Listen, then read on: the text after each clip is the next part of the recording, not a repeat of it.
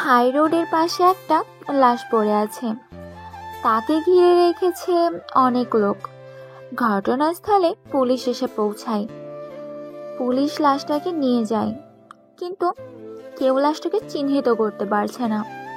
Police তদন্ত করে জানতে পারে কে বা কারা ব্যক্তিটাকে শ্বাসরুদ্ধ করে হত্যা করেছে। শুধু লাশের প্যান্টের পকেটে একটা কাগজের টুকরো দেখতে পায়, তাতে লেখা, অপরাধীকে খুন করলাম। তাছাড়া পুলিশ আর কোনো প্রমাণ হাতে পায় না। অনেক দিন হয়ে যায়, আস্তে আস্তে ঘটনার কথা সবাই ভুলে যায়। আমাদের এই গল্পটি রহস্যে ঘেরা।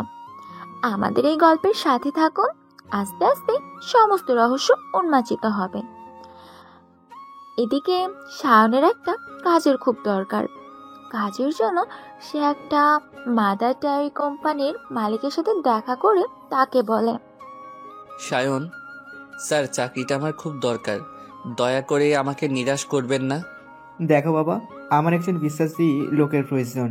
আমার কাছে যে লোকটি কাজ করেছিল, আজ 1 সপ্তাহ হলো সে আসছে না। তুমি যদি তার জায়গায় কাজ করো, আমার কোনো সমস্যা নেই। সে তো অনেক দিন থেকে কাজ করছে। আমি কালকে তাকে একবার ফোন করব। যদি সে আর না আসে, তাহলে তুমি পরশু থেকে কাজে জয়েন করতে পারো। আমি আমার প্রত্যেকটা কর্মচারীকে একটা সুযোগ দিই। তার সমস্যা হয়েছিল, সে আমায় জানিয়েছিল, কিন্তু আমার কোম্পানির ক্ষতি হচ্ছে, আমাকে সেটা তো দেখতে হবে। আমি তো তার সমস্যার জন্য দীর্ঘদিন অপেক্ষা করতে পারবো না। তুমি কালকের দিনটা একটু অপেক্ষা করো। সে যদি না আসে, আমি পরশু দিন তোমাকে ফোন করে ডেকে নেব। আর কাজের নিয়মকানুন আমার লোকের কাছে সে তোমাকে বুঝিয়ে দেবে। ঠিক আছে স্যার, অনেক ধন্যবাদ। সায়ন আলী সরকার এই গল্পের নায়ক। বয়স 27 বছর, পড়াশোনায় মেধাবী স্টুডেন্ট। গ্র্যাজুয়েশন কমপ্লিট করে ব্যাংকে চাকরি করত, কিন্তু সেখানে মিথ্যা অপবাদ দিয়ে তাড়িয়ে দেওয়া হয়। সেই ঘটনার কথা তার পরিবারের লোকজন জেনে যায়। তারাও তাকে অবিশ্বাস করে বাড়ি থেকে তাড়িয়ে দেয়। এখন সে তার এক বন্ধুর সাথে ভাড়া বাড়িতে থাকে। তার বাড়ি মুর্শিদাবাদ জেলায় জঙ্গিপুরে। ওরা 2 ভাই। বড় ভাইয়া বিবাহিত, সায়ন বাড়ির ছোট ছেলে। ওদের পারিবারিক কাপড়ের ব্যবসা আছে। সায়নের বাবা ও ভাইয়া সেটা দেখাশোনা করে। তার পরের দিন কোম্পানির মালিক সায়নকে ফোন করে আর বলে, হ্যালো, আমি কি সায়ন আলী সরকারের সাথে কথা বলছি? হ্যাঁ স্যার, বলুন। তুমি কালকে থেকে আমার এখানে কাজে জয়েন করতে পারবে। কেন পারবো না স্যার, আমি তো কাজ করতে চাই, সেই কারণেই তো আপনার সাথে দেখা করলাম। ঠিক আছে, ভোর 4টার মধ্যে তোমাকে এখানে চলে আসতে হবে। মালিকের মুখ থেকে এরকম কথা শুনে সায়ন আমতা আমতা করে বলল, স্যার, ভোর 4টা? তুমি তো জানো কাজটা কিসের, মাদার ডেয়ারি। ভোর 4টার মধ্যে আসতে হবে। তারপর প্যাকিং করে বিভিন্ন ফ্ল্যাটে বাড়িতে তোমাকে দুধ পৌঁছে দিতে হবে। মোটামুটি 10টার মধ্যে কাজ হয়ে যাবে। যত তাড়াতাড়ি দুধ তুমি ডেলিভারি দিতে পারবে, তত তাড়াতাড়ি তোমার ছুটি হয়ে যাবে। আর এটা সকালের দিকে হয়। সকালে সবাই বাড়িতে থাকে, তখন চায়ের জন্য বেশিরভাগ লোককে দুধের প্রয়োজন হয়। তারপর যে যার কাজে বেরিয়ে চলে যায়। আমাদের কোম্পানির প্রতিটা ডেলিভারি বয় ভোর 4টের মধ্যে এসে হাজির হয়। আশা করছি তুমি বুঝতে পারছো আমার কথা। হ্যাঁ স্যার, বুঝতে পেরেছি, আমার কোনো সমস্যা নেই। আমি কাল থেকে জয়েন করছি আপনার কোম্পানিতে। আজ 1 মাস হলো সায়ন ডেলিভারি বয়ের কাজ করছে এক মাদার ডেয়ারি কোম্পানিতে। প্রথম প্রথম অসুবিধা হচ্ছিল, এখন সব ঠিক হয়ে গেছে। এই কাজের সূত্রে বিভিন্ন মানুষের বাড়িতে যাওয়ার সুযোগ পাচ্ছে, এটা তার সুবিধা হচ্ছে। সেই মানুষটিকে খুঁজে বের করা, যে ওকে বদনাম দিয়ে ব্যাংক থেকে বের করে দিয়েছে, তার জন্য সে তার পরিবারের ভালোবাসা থেকে বঞ্চিত হয়েছে। এমনকি মাফিয়া দলে যোগও দিয়েছে। এই কাজ করতে করতে একদিন সে মাফিয়া কিং হয়ে যায়। কিন্তু তার উদ্দেশ্য খারাপ ছিল না। সে কখনোই ভালো মানুষের ক্ষতি করত না, অসহায় মানুষের পাশে দাঁড়াতো। তো আর সেই সাথে যারা ওর ক্ষতি করেছে তাদের শাস্তি দেওয়া ছিল ওর কাজ। স্যার, আজকে খবর পেয়েছি, ওরা মনে হয় আসছে। সত্যি খবরটা পাক্কা? হ্যাঁ স্যার, পাক্কা খবর। ঠিক আছে, কাল রাতে যাব। সায়ন ও তার সঙ্গী রনি দাঁড়িয়ে অপেক্ষা করতে থাকে তাদের জন্য, কিন্তু কেউ আসে না। অনেকক্ষণ হয়ে যায়। সায়ন অধৈর্য হয়ে তার সঙ্গী রনিকে বলে, কিরে, তুই যে বললি খবরটা পাক্কা, কিন্তু এখনো তো কারো দেখা নেই। একদম পাক্কা খবর স্যার। তাহলে ওরা এখনো আসছে না কেন? বুঝতে পারছি না স্যার। শালার বাড়ির ঠিকানা জানিস? মিস্টার আজাদের বাড়ি ঠিকানা জানি না, কিন্তু ওর সঙ্গে যে আছে তার ঠিকানা জানি। একবার ওকে ফলো করে দেখে এসেছিলাম, ও একটা বস্তিতে থাকে। রনির কথায় সায়ন রেগে গেল আর বলল, যে চুলোই থাকুক, আমার জেনে লাভ নেই। কান ধরলেই মাথা আসবে। চল তুই আমার সাথে। কথাটা বলে সায়ন দলবল নিয়ে গেল ব্যক্তির খোঁজে যায়। ব্যক্তির নাম নরেশ চৌধুরী, সায়নের বিরোধী দলের সাথে কাজ করে। বস্তির বাড়িতে গিয়ে সায়ন দরজায় ঠোকা মারল। একটা মেয়ে দরজা খুলে দিতে একদল যুবক হড়মুড়িয়ে ঘরের ভিতরে ঢোকে। নরেশ চৌধুরী তখন মেঝেতে বসে মদ্যপান করছিল। সায়ন গিয়ে তার জামার কলার ধরে তাকে এক ঘুষি মারে। সাথে সাথে কে যেন সায়নের পায়ের উপর আছাড় খেয়ে পড়ে আর বলে, আমার বাবাকে মারবেন না।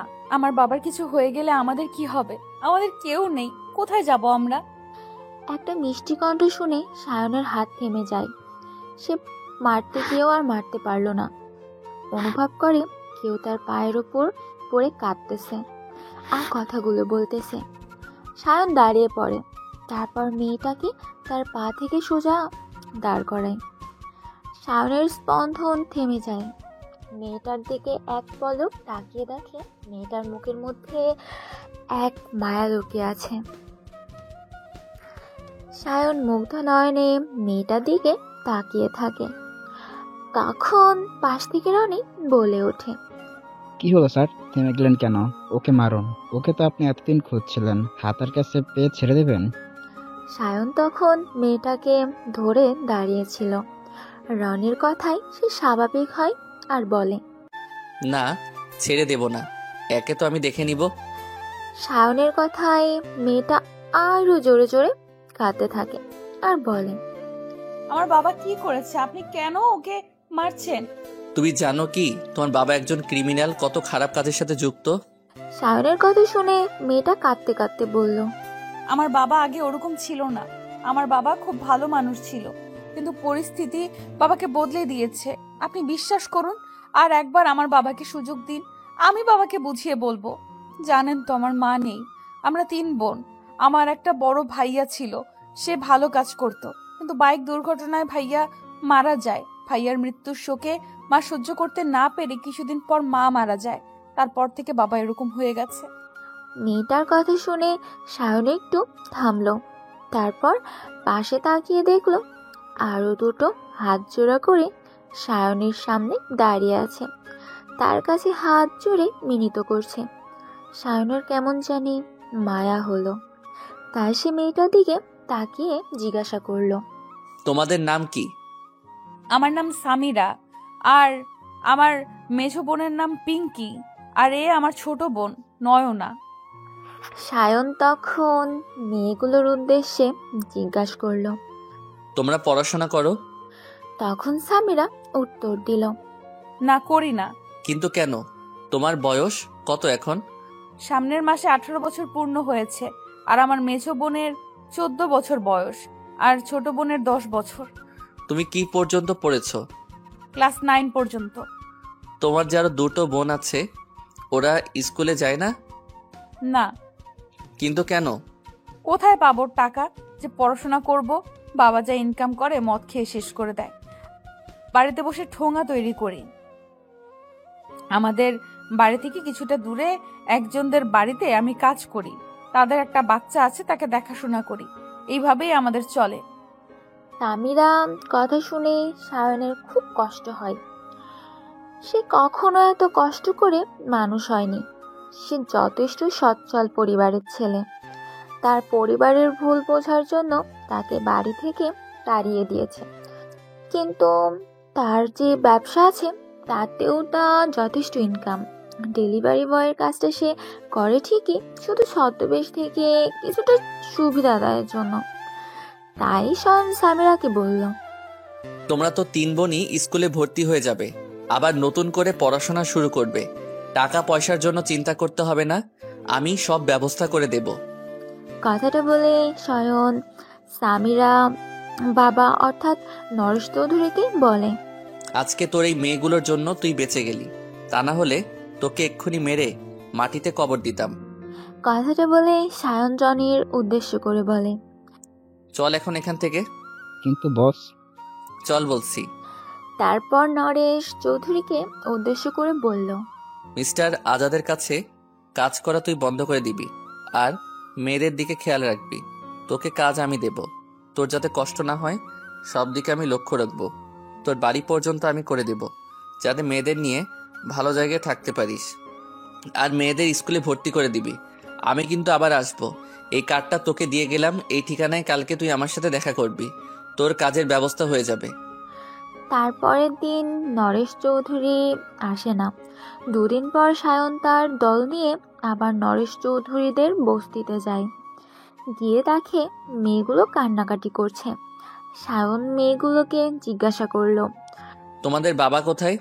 সায়নের কোনো প্রশ্নের উত্তর দেয় না মেয়েগুলো। সায়ন পুনরায় তাদের জিজ্ঞাসা করলো, কিন্তু মেয়েগুলো কিছু বলে না। সায়ন রেগে যায় আর বলে, আমি তোমাদের কি বলছি তোমরা শুনতে পাচ্ছ না? সায়নের রাগী মুখের দিকে তাকিয়ে মেয়েগুলো আরো ভয় পেয়ে যায়। সায়ন বুঝতে পারে এইভাবে কথা বললে হবে না, মেয়েগুলো ভয় পাচ্ছে। তখন সে শান্তভাবে সামিরার উদ্দেশ্যে বলে, আচ্ছা সামিরা, তোমরা ভয় পাবে না? তুমি তো বড়, তুমি তো বলো তোমার বাবা কোথায় গেছে। আমার সাথে তোমার বাবার দেখা করার কথা ছিল, কিন্তু তোমার বাবা তো যায়নি। বাবাকে মিস্টার আজাদের লোকজন ধরে নিয়ে গেছে। সামিরা কথা শুনে সায়ন বলল, ঠিক আছে সামিরা, তোমরা ভয় পেও না।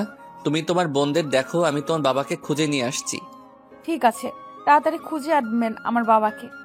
বাইরে বেরিয়ে এসে রনি সায়নকে বলল, স্যার আপনি যে বললেন সামিরা বাবাকে খুঁজে আনবেন, কিন্তু কোথায় খুঁজবেন আপনি? কোনো কথা না বলে তুই চল এখন আমার সাথে। রনি চৌধুরী আর কিছু না বলে সায়নের সাথে গেল। কিছুক্ষণ পর সায়নের ফোনে একটা ফোন আসে। ফোনটা রিসিভ করে আর বলে, আসসালামু আলাইকুম, কে বলছেন? তারপর পান্থ থেকে সায়নের বিশ্বস্ত লোক বলে নরেশ চৌধুরীর লাশ পাওয়া গেছে। কথাটা শুনে সায়ন তাড়াতাড়ি রনিকে নিয়ে ঘটনাস্থলে পৌঁছায়। দেখে নরেশের মৃতদেহ পড়ে আছে, তাকে নৃশংসভাবে কেউ মেরেছে। সায়ন রনিকে বলে, এটা নিশ্চয়ই মিস্টার আজাদের কাজ। মেয়েগুলোকে এখন কিছু বলতে হবে না, কিছু লোককে পাঠা মেয়েগুলোকে নিরাপদে রেখে দেওয়ার জন্য। তা না হলে মিস্টার আজাদ মেয়েগুলোর ক্ষতি করতে পারে, ওর পক্ষে সবই সম্ভব। মেয়েগুলোকে দিয়ে ব্যবসা করতে পারে, কিন্তু আমি থাকতে মিস্টার আজাদ এদের কোনো ক্ষতি করতে পারবে না। সায়নের মুখ থেকে এই কথা শুনে রনি বলল, কিন্তু মেয়েগুলোকে নিরাপদ জায়গায় কোথায় রাখবেন? আমার বহরমপুরে যে ফ্ল্যাট আছে ওখানে রেখে দেব। ওখানকার সন্ধান মিস্টার আজাদ কোনোদিনই পাবে না। এরপর রনি ও সায়ন পুলিশকে খবর দেয় নরেশ চৌধুরীর লাশটা নিয়ে যাওয়ার জন্য। তারপর ওরা দুজনে সামিরাদের বাড়ি যায়। ওদের দুজনকে দেখে সামিরা বলে, আমার বাবার খবর পেয়েছেন আপনারা? হ্যাঁ পেয়েছি, তোমার বাবা ভালো আছে। এখন তোমাদের 3 বোনকে আমাদের সাথে যেতে হবে, তোমার বাবা দেখতে চাইছে। কোথায় আছে আমার বাবা? আমার কাছে। কোন জায়গা সেটা? এখন কিছু বলা যাবে না, তোমরা তাড়াতাড়ি চলো, যেতে যেতে সব বলবো। কিন্তু বাবা তো বলেছিল এখানে আসবে।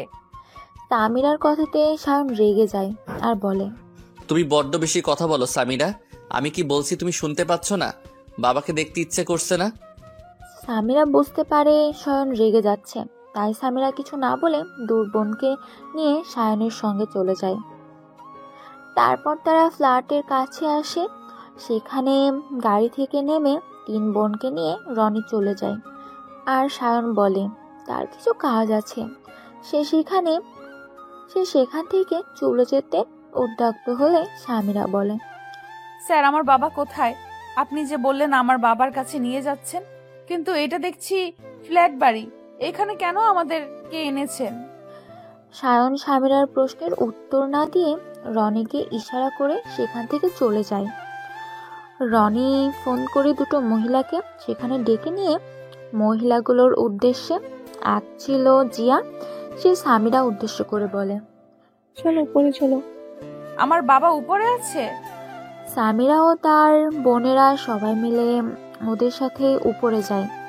উপরে গিয়ে একটা ফ্ল্যাটের দরজা খুলে সবাই প্রবেশ করে। তিন বোনই হতবাক হয়ে যায়, কারণ এরকম বাড়ি এর আগে ওরা দেখেনি। কিছুক্ষণ পর সব দেখা হয়ে গেল।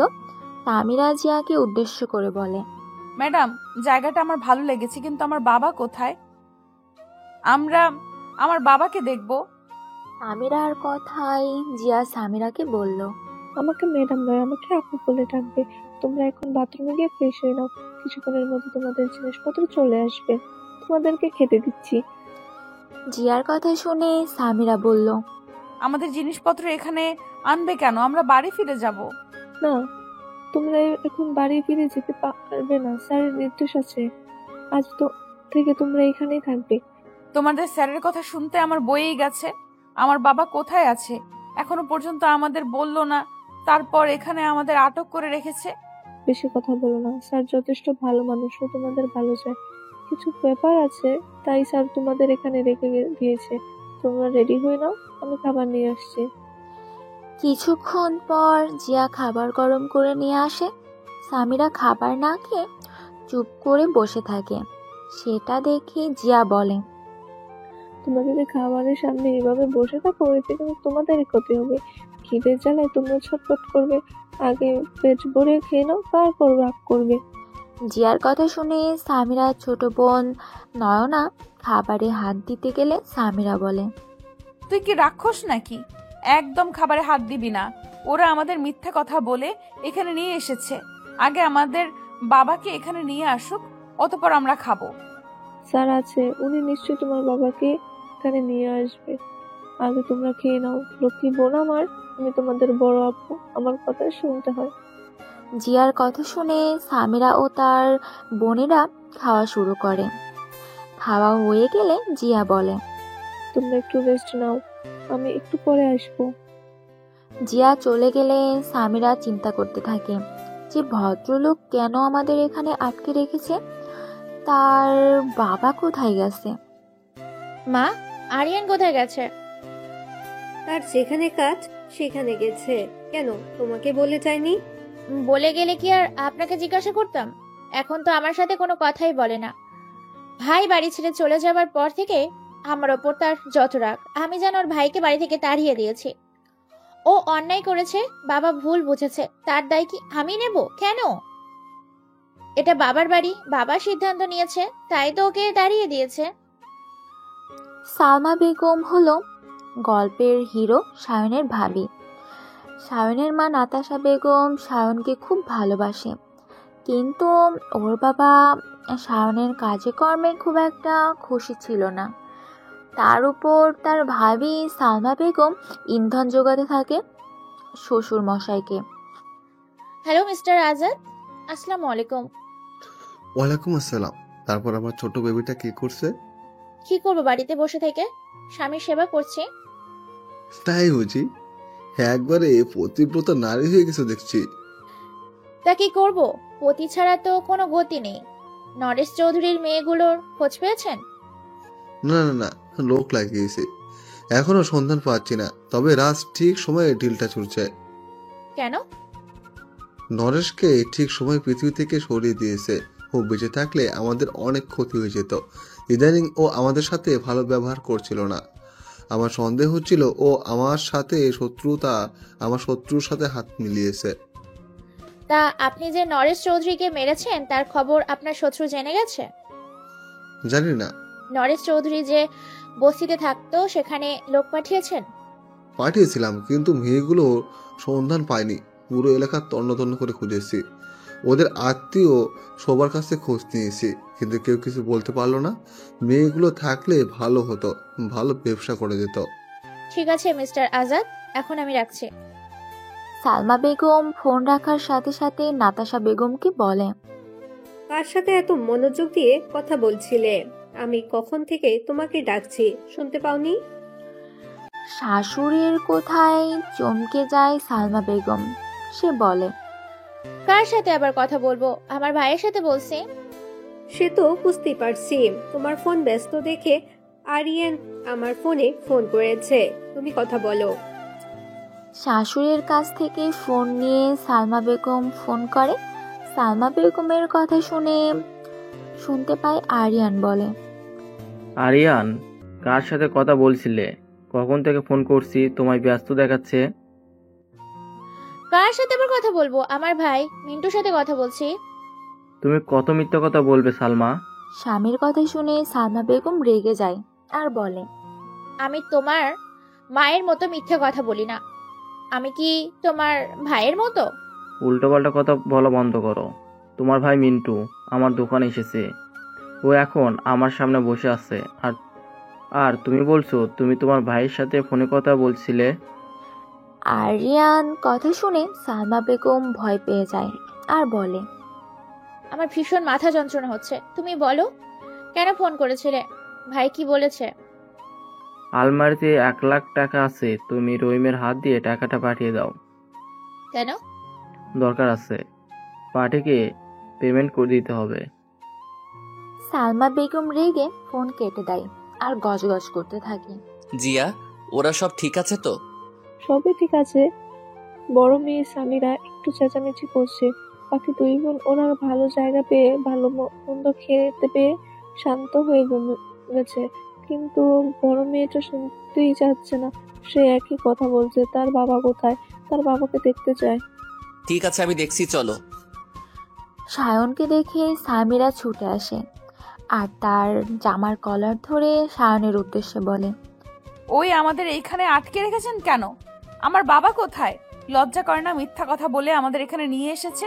আমি বুঝতে পারছি আপনি আমাদের বিক্রি করতে চাইছেন, সেই কারণে মিষ্টি মিষ্টি কথা বলে আমাদের এখানে নিয়ে এসেছেন।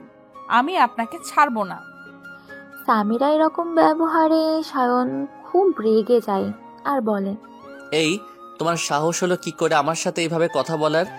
আজ পর্যন্ত কোনো লোকের সাহস হয়নি আমার চোখে চোখ রেখে কথা বলার, আর তুমি এইটুকু মেয়ে আমার সাথে এভাবে কথা বলছো? কথাটা বলে সায়ন সামিরার গাল দুটো চেপে ধরে আর বলে, যদি কখনো আমার সাথে এরকম ব্যবহার করো তাহলে পরিণাম খুব খারাপ হবে। আমি তোমাদের এখানে আটকে রেখেছি তোমাদের ভালোর জন্য, একদিন না একদিন বুঝতে পারবে। আর শোনো, আমি তোমাদের খারাপ চাই না মিস্টার আজাদ। তোমার বাবা যার হয়ে কাজ করতো ও লোক লাগিয়ে তোমার বাবাকে খুন করেছে। তোমার বাবা হয়তো ওদের অনেক কিছু গোপন খবর জেনে গিয়েছিল, সেই কারণে তোমার বাবাকে ওরা সরিয়ে দিল। আর কিছু শুনতে চাও? ও তোমাদেরকে হন্টে হয়ে খুঁজছে। তোমাদের 3 বোনকে বিক্রি করে দেবে, বিদেশি ক্লায়েন্টদের হাতে সব ব্যবস্থা করে ফেলেছে মিস্টার আজাদ। আমি বুঝতে পেরে তোমাদের এখানে নিয়ে চলে এসেছি, তাই তুমি এমন কিছু কাজ করো না যে শেষ পর্যন্ত মিস্টার আজাদের হাতে তোমাদের তুলে দিতে হয়। আমি একজন টিচার দেখেছি, সে তোমাদের বাড়িতে পড়াতে আসবে। আপাতত এখান থেকে পড়াশোনা করো, পরবর্তী পদক্ষেপ আমি পরে ভাববো। সায়নের কথাগুলো শুনে সামিরা ওখানে বসে পড়ে আর কাঁদতে থাকে। কাঁদতে কাঁদতে বলে, বাবা, তুমি আমাদের ছেড়ে চলে গেলে? মা তো আগে চলে গেছে, ভাইয়া তারও আগে চলে গেছে। আমাদের এই অসহায় বোনকে তুমি কার কাছে রেখে চলে গেলে বাবা? এবার আমাদের কি হবে? আমাদের আপন বলে আর কেউ রইলো না। তোমার মুখটাও শেষ পর্যন্ত আমরা দেখতে পারলাম না। সামিরা চিৎকার করে কাঁদছে। সায়ন কিছু না বলে সেখান থেকে চলে যায়। তারপর জিয়াকে ইশারা করে কিছু বলে যায়। জিয়া ছুটে এসে সামিরাকে তোলে আর বলে, সামিরা, তুমি কেঁদো না। তুমি যদি কান্নাকাটি করো তোমার বোনেরাও ভেঙে পড়বে। ওরা তো তোমার থেকে ছোট, ওদের কথা ভেবে তুমি চুপ করো আর নিজেকে শক্ত করো। আমাদের স্যার মানুষটা খারাপ নয়, তুমি হয়তো ওনাকে ভুল বুঝছো। স্যার তোমাদের ভালোর জন্য এখানে নিয়ে এসেছে, তাই বলছি বোনদের কথা ভেবে স্যার যা বলছে তা মেনে নাও। আমারও কেউ নেই, আমার বিধবা মা, গ্রামে থেকে আমি তার একমাত্র সন্তান। আমি তখন সবেমাত্র মাধ্যমিক পাশ করেছি। আমাদের আর্থিক অবস্থা ভালো ছিল না। মা খুব কষ্ট করে সংসার চালাচ্ছিল। আমার ইচ্ছে করলো পড়াশোনার সাথে সাথে নিজে কিছু করি। তখন আমার বয়স কম। আমাদের এই পাশের গ্রামে একটা ছেলেকে আমি ভালোবেসে ফেলি। তাকে খুব বিশ্বাস করতাম। তাকে বলেছিলাম আমার একটা চাকুরির দরকার। আমার মা খুব কষ্ট করে, আমি আর আমার মাকে কষ্ট করতে দেব না। আমি নিজে উপার্জন করব। আর আমার ভালোবাসার মানুষ ষড়যন্ত্র করে আমাকে চাকরি দেবার নাম করে এখানে নিয়ে এসেছিল। কিন্তু লোকটার উদ্দেশ্য ভালো ছিল না। আমি তার ফাঁদে পড়ে গেছিলাম। আর সেই ফাঁদ থেকে স্যার আমাকে বাঁচিয়ে স্যারের আমাকে কাজ দিয়েছে। আমি এখানেই থাকি। মাঝে মাঝে গ্রামে গিয়ে মার সাথে দেখা করে আসি। আর মাকে টাকা পাঠায়, সব ব্যবস্থা স্যার করে দিয়েছে। তাই বলছি, স্যারকে সন্দেহের চোখে দেখো না। স্যার খুবই ভালো মানুষ। জিয়ার কথায় স্বামীরা কিছু বলে না, সে চুপ করে বসে থাকে। তখন পাশ থেকে তার বোন পিঙ্কি বলে, আপু, এই যে আপু ঠিকই বলেছে। আমারও মনে হচ্ছে ওই ভাইয়াটা ভালো মানুষ। আমরা এখান থেকে কোথাও যাব না। আমরা তো এখানে ভালোই আছি। কি সুন্দর বাড়িতে আছি, ভালো ভালো খাবার পাচ্ছি, কত সুন্দর পোশাক পরছি। তাই বস্তিতে ওখানে তো কিছুই নেই। তারপর বাড়িওয়ালা লোক এসে রোজ আমাদের অপমান করে যেত। তোর কত কষ্ট হতো লোকের বাড়ি কাজ করে টোঙা তৈরি করে আমাদের সংসার চালাতিস। আমরা এখান থেকে কোথাও যাব না আপু। স্বামীরা তখন কান্না বন্ধ করে তার দুই বোনের দিকে তাকিয়ে দেখে। দুই অসহায়ের বোন মাথা নেড়ে সম্মতি জানায়। স্বামীরা আর কিছু বলে না। এভাবে কেটে যায় কিছুদিন। তারপর একদিন সায়ন এসে বলে, সামিরা, এবার মাথা ঠিক হয়েছে? সায়নের কথায় স্বামীরা বলে, আমার মাথা এই জীবনে ঠিক হবে না। মাথা ঠিক করার ওষুধ আমি জানি। কি ওষুধ আছে? আজকে তোমাদের 3 বোনকে নিয়ে এক জায়গায় ঘুরতে যাব। ওখানে গেলে তোমাদের ভালো লাগবে আর তোমার মাথা ব্যথা সব ভালো হয়ে যাবে। শুধু আমরা 3 বোন যাব, আর কেউ যাবে না? হ্যাঁ, যাবে তো। আমার বন্ধু রনি যাবে আর জিয়া যাবে। তারপর ওরা সকলে মিলে এক জায়গায় ঘুরতে যায়। ওখানে একটা আশ্রম ছিল। আশ্রমের পরিবেশ সকলে ভালো লাগে। ওরা সায়নকে বলে, ধন্যবাদ স্যার, কেন? এত সুন্দর একটা জায়গায় আমাদের নিয়ে আসার জন্য। সত্যি খুব সুন্দর জায়গা। আমার খুব ভালো লেগেছে। এখান থেকে যেতে ইচ্ছে করছে না। এতদিন ওই ফ্ল্যাটে ছিলাম, যেন দম বন্ধ হয়ে আসছিল। নিঃশ্বাস নিতে পারছিলাম না। এখন দম ছেড়ে নিঃশ্বাস নিচ্ছি। কত সুন্দর চারদিকে গাছপালা, সামনে নদী বয়ে যাচ্ছে, আর কিছুটা দূরে গেলে জঙ্গল দেখা যাচ্ছে। ওইখানেও আমাদের নিয়ে চলুন না। আমার জঙ্গল দেখতে খুব ভালো লাগে। স্বামীরার ছেলে মানুষের কথা শুনে সায়ন হাসে আর বলে, ওখানে কিন্তু হিংস্র জন্তু আছে, তোমার ভয় করবে না? আপনি তো থাকবেন আমাদের সাথে। আপনি থাকলে ভয় করবে না। তাই বুঝি? এতদিন তো খুব কান্নাকাটি করছিলে, এমনকি আমাকে চোখ রাঙিয়ে কথা পর্যন্ত বলেছ, আর এখন আমাকে এত বিশ্বাস করো? বিশ্বাস করার কারণ আছে, তাই করি। অতীতে কি হয়েছে সেসব ভুলে যান। মানুষ মাত্রই ভুল করে। তাই বুঝি? তবু ভালো। তবে আজকে নয় সামিরা, অন্য একদিন তোমাকে নিয়ে যাব। আমি তোমার সাথে মজা করছিলাম। জঙ্গলটা খুব সুন্দর, ওখানে কোনো হিংস্র জন্তু থাকে না। আমি ওখানে ঘুরতে চাই, কিন্তু আজকে একটা অন্য কারণে এসেছি, সেটা আমি তোমাকে বলতে চাই। সায়নের কথা শুনে স্বামীরা কৌতূহল দমন করতে না পেরে বলল, কি কারণে স্যার? তোমার 2 বোন পিঙ্কি ও নয়নাকে এই আশ্রমে রেখে দিতে চাই। ওরা এখান থেকে পড়াশোনা করবে। এই আশ্রম কর্তৃপক্ষ তোমার 2 বোনের দায়িত্ব নেবে। এই আশ্রমে আমি প্রতি বছর অনেক টাকা করে ডোনেশন দেই, যাতে অনাথ বাচ্চারা এখানে থেকে খেয়ে পড়াশোনা করতে পারে। স্যার, আমার কোনো অসুবিধা নেই। এখানকার পরিবেশ খুব ভালো লেগেছে। আমরা এখানে থাকবো। কিন্তু সামিরা, তুমি তো এখানে থাকতে পারবে না, তোমার 2 বোন থাকবে। কেন থাকতে পারবো না? আসলে এই আশ্রমের একটা নিয়ম আছে। 18 বছর বয়স হয়ে গেলে কাউকে আশ্রমে রাখা হয়ে যায় না, তখন সে সাবালিকা হয়ে যায়। তাই তোমার তো 18 বছর বয়স হয়ে গেছে, তুমি আর এখানে থাকতে পারবে না। কিন্তু আমি তো আমার বোনদেরকে ছেড়ে থাকতে পারবো না। অসুবিধে নেই, মাঝে মাঝে দেখতে আসবে আর ফোনে কথা বলবে। তবুও আমার তো কেউ নেই। এই 2 বোনই আমার ভরসা। আমরা যেখানেই থাকবো 3 বোন একসাথেই থাকবো। সামিরা, তুমি ভুল করছো। এখানে থাকলে বোনেরা ভালো করে পড়াশোনা করবে, ভালো খাওয়া দাওয়া পাবে। আমি কি তাহলে আপনারা ওই ফ্ল্যাটে থাকবেন? হ্যাঁ, অসুবিধা কি আছে জিয়া? তোমার সাথে থাকবে, তোমাকে স্কুলে ভর্তি করে দেব, তুমি মাধ্যমিকে পরীক্ষা দেবে। আমি স্কুলে কথা বলে ফেলেছি, বাড়িতে টিচার আসবে পড়াতে। অনেক দিন হয়ে গেছে, আমার আর পড়াশোনা করতে ভালো লাগে না।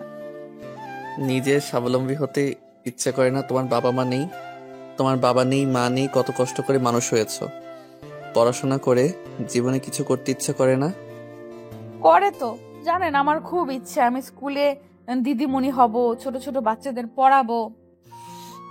এত কিছু তোমার ইচ্ছা আছে, তার জন্য তো পড়াশোনা করতে হবে। আমি সব ব্যবস্থা করব, তোমাকে চিন্তা করতে হবে না। শুধু আমি যা বলবো তুই শুনবে। সায়ন ও সামিরা তারপর পিঙ্কি ও নয়নার সাথে দেখা করতে যায়। পিঙ্কিকে দেখে সায়ন বলে, আচ্ছা পিঙ্কি, তুমি আর নয়না যদি আশ্রমে থাকো, তোমার আপুকে ছাড়া তোমাদের কি কোনো অসুবিধা হবে? সায়নের কথা শুনে পিঙ্কি কিছুক্ষণ ভাবলো, তারপর বলল, এই আশ্রমের পরিবেশ আমাদের ভালো লেগেছে, আমার তো কোনো অসুবিধা হবে না, কিন্তু আপু কেন থাকবে না আমাদের সাথে? এই আশ্রমে একটা নিয়ম আছে। কি নিয়ম আছে? 18 বছর বয়স হয়ে গেলে এই আশ্রম তাদেরকে থাকতে দেয় না। তোমার আপুর 18 বছর বয়স হয়ে গেছে, তাই ওকে এখানে থাকতে দেবে না। তুমি আর নয়না, তোমরা দুই বোন এখানে থাকবে।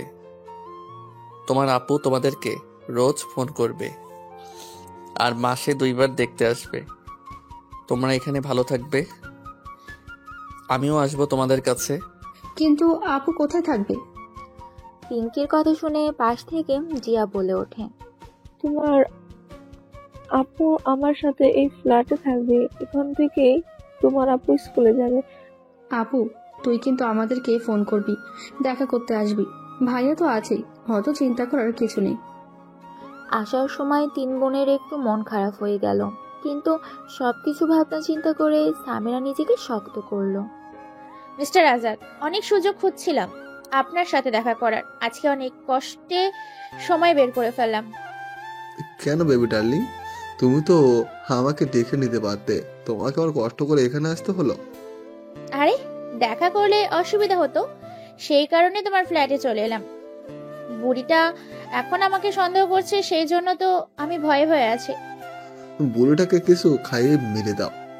মিস্টার আজাদের কথা শুনে সালমা বেগম হাসতে হাসতে বলল, শুধু বুড়ি নয়, বুড়ির বড় ছেলে সেও মহা শয়তান হয়ে গেছে, এখন সে তো আমাকে সন্দেহ করেছে। তবে বুড়োটা আমাকে খুব বিশ্বাস করে, আর সেটাকে আমাকে কাজে লাগাতে হবে। মিস্টার আজাদ ও সালমা বেগম রুমে যখন অন্তরঙ্গ অবস্থায় কথা বলছে, ঠিক সেই সময় কলিং বেল বেজে ওঠে। বাড়ির কাজের মেয়ে অনু দরজা খুলে দেয়। সামনে দাঁড়িয়ে থাকা ব্যক্তিকে উদ্দেশ্য করে জিজ্ঞাসা করে, কি চায়? এখান থেকে মাদার ডেয়ারি দুধের অর্ডার দেওয়া হয়েছিল, 2 প্যাকেটে দুধ। ঠিক আছে, আমাকে দিন, টাকা দিয়ে দিয়েছে। জানি না স্যারের সাথে কি কথা হয়েছে, আমাকে এই ঠিকানা বলেছে, তাই আমি চলে এসেছি। ওরা যখন কথা বলছিল ঠিক তখনই মিস্টার আজাদ আর সালমা বেগম রুম থেকে বেরিয়ে আসে। সায়ন বুঝতে পেরে মাথার টুপিটা ভালো করে পরে নেয়। মিস্টার আজাদ অনুকে জিজ্ঞাসা করে, কিরে অনু, কি এসেছে? আপনি কি দুধ অর্ডার দিয়েছিলেন? দুধের অর্ডার? কই না তো। কিন্তু উনি তো বলছেন ফোন করে অর্ডার দিয়েছে, আর ওনার স্যার এখানেই পাঠিয়েছেন। কি জানি, মনে করতে পারছি না। তবে যাই হোক, টাকাটা দিয়ে দে, এখন তো 2 দিন এখানে আসি, কাজে লেগে যাবে। আর তোমার ম্যাডাম খুব ঘন ঘন চা খায়, আবার উনি দুধ ছাড়া চা খেতে পারেন না। স্যার, আপনি কি কোথাও যাচ্ছেন? হ্যাঁ হ্যাঁ, তোমাদের ম্যাডামকে নিয়ে একটু ঘুরতে যাব। রাতে কিছু রান্না করতে হবে না, আমরা ডিনার করে আসবো। ওরা যখন বেরোচ্ছিল সায়ন মাথাটা হেড করে নেয়, ফলে সায়নকে সালমা বেগম চিনতে পারে না। মিস্টার আজাদ ও সালমা বেগম সেখান থেকে চলে যায়। তারপর অনু এসে জিজ্ঞাসা করে, এই নিন আপনার টাকা। ধন্যবাদ ম্যাডাম। আচ্ছা ম্যাডাম, আপনি যদি অনুমতি দেন, আমি কি আপনাকে কিছু জিজ্ঞাসা করতে পারি? কিছু প্রশ্ন ছিল আপনাকে। অবশ্যই জিজ্ঞাসা করতে পারেন, এতে আবার অনুমতি নেওয়ার কি আছে? অনুর কাছ থেকে আশ্বস্ত হয়ে সায়ন অনুকে জিজ্ঞাসা করলো, আচ্ছা আপু, ওই স্যার আর ম্যাডাম কি এখানে থাকে না? না ভাইয়া, ওনারা মাঝে মাঝে আসে, এই ফ্ল্যাটে আমি কাজ করি। ওনারা যখন আসে আমাকে ফোন করে জানিয়ে দেয়, আমি সবকিছু গুছিয়ে রাখি। আচ্ছা আপু, ওনাদের বাচ্চারা আসেনি?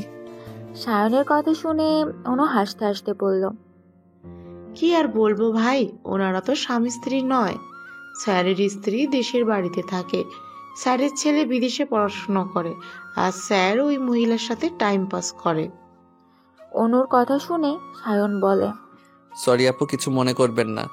এ ধরনের কথা জিজ্ঞাসা করা ঠিক উচিত হয়নি। আমি তো ভেবেছিলাম ওনারা স্বামী স্ত্রী, সেই কারণে জিজ্ঞাসা করেছিলাম যে ওনাদের বাচ্চা আসেনি।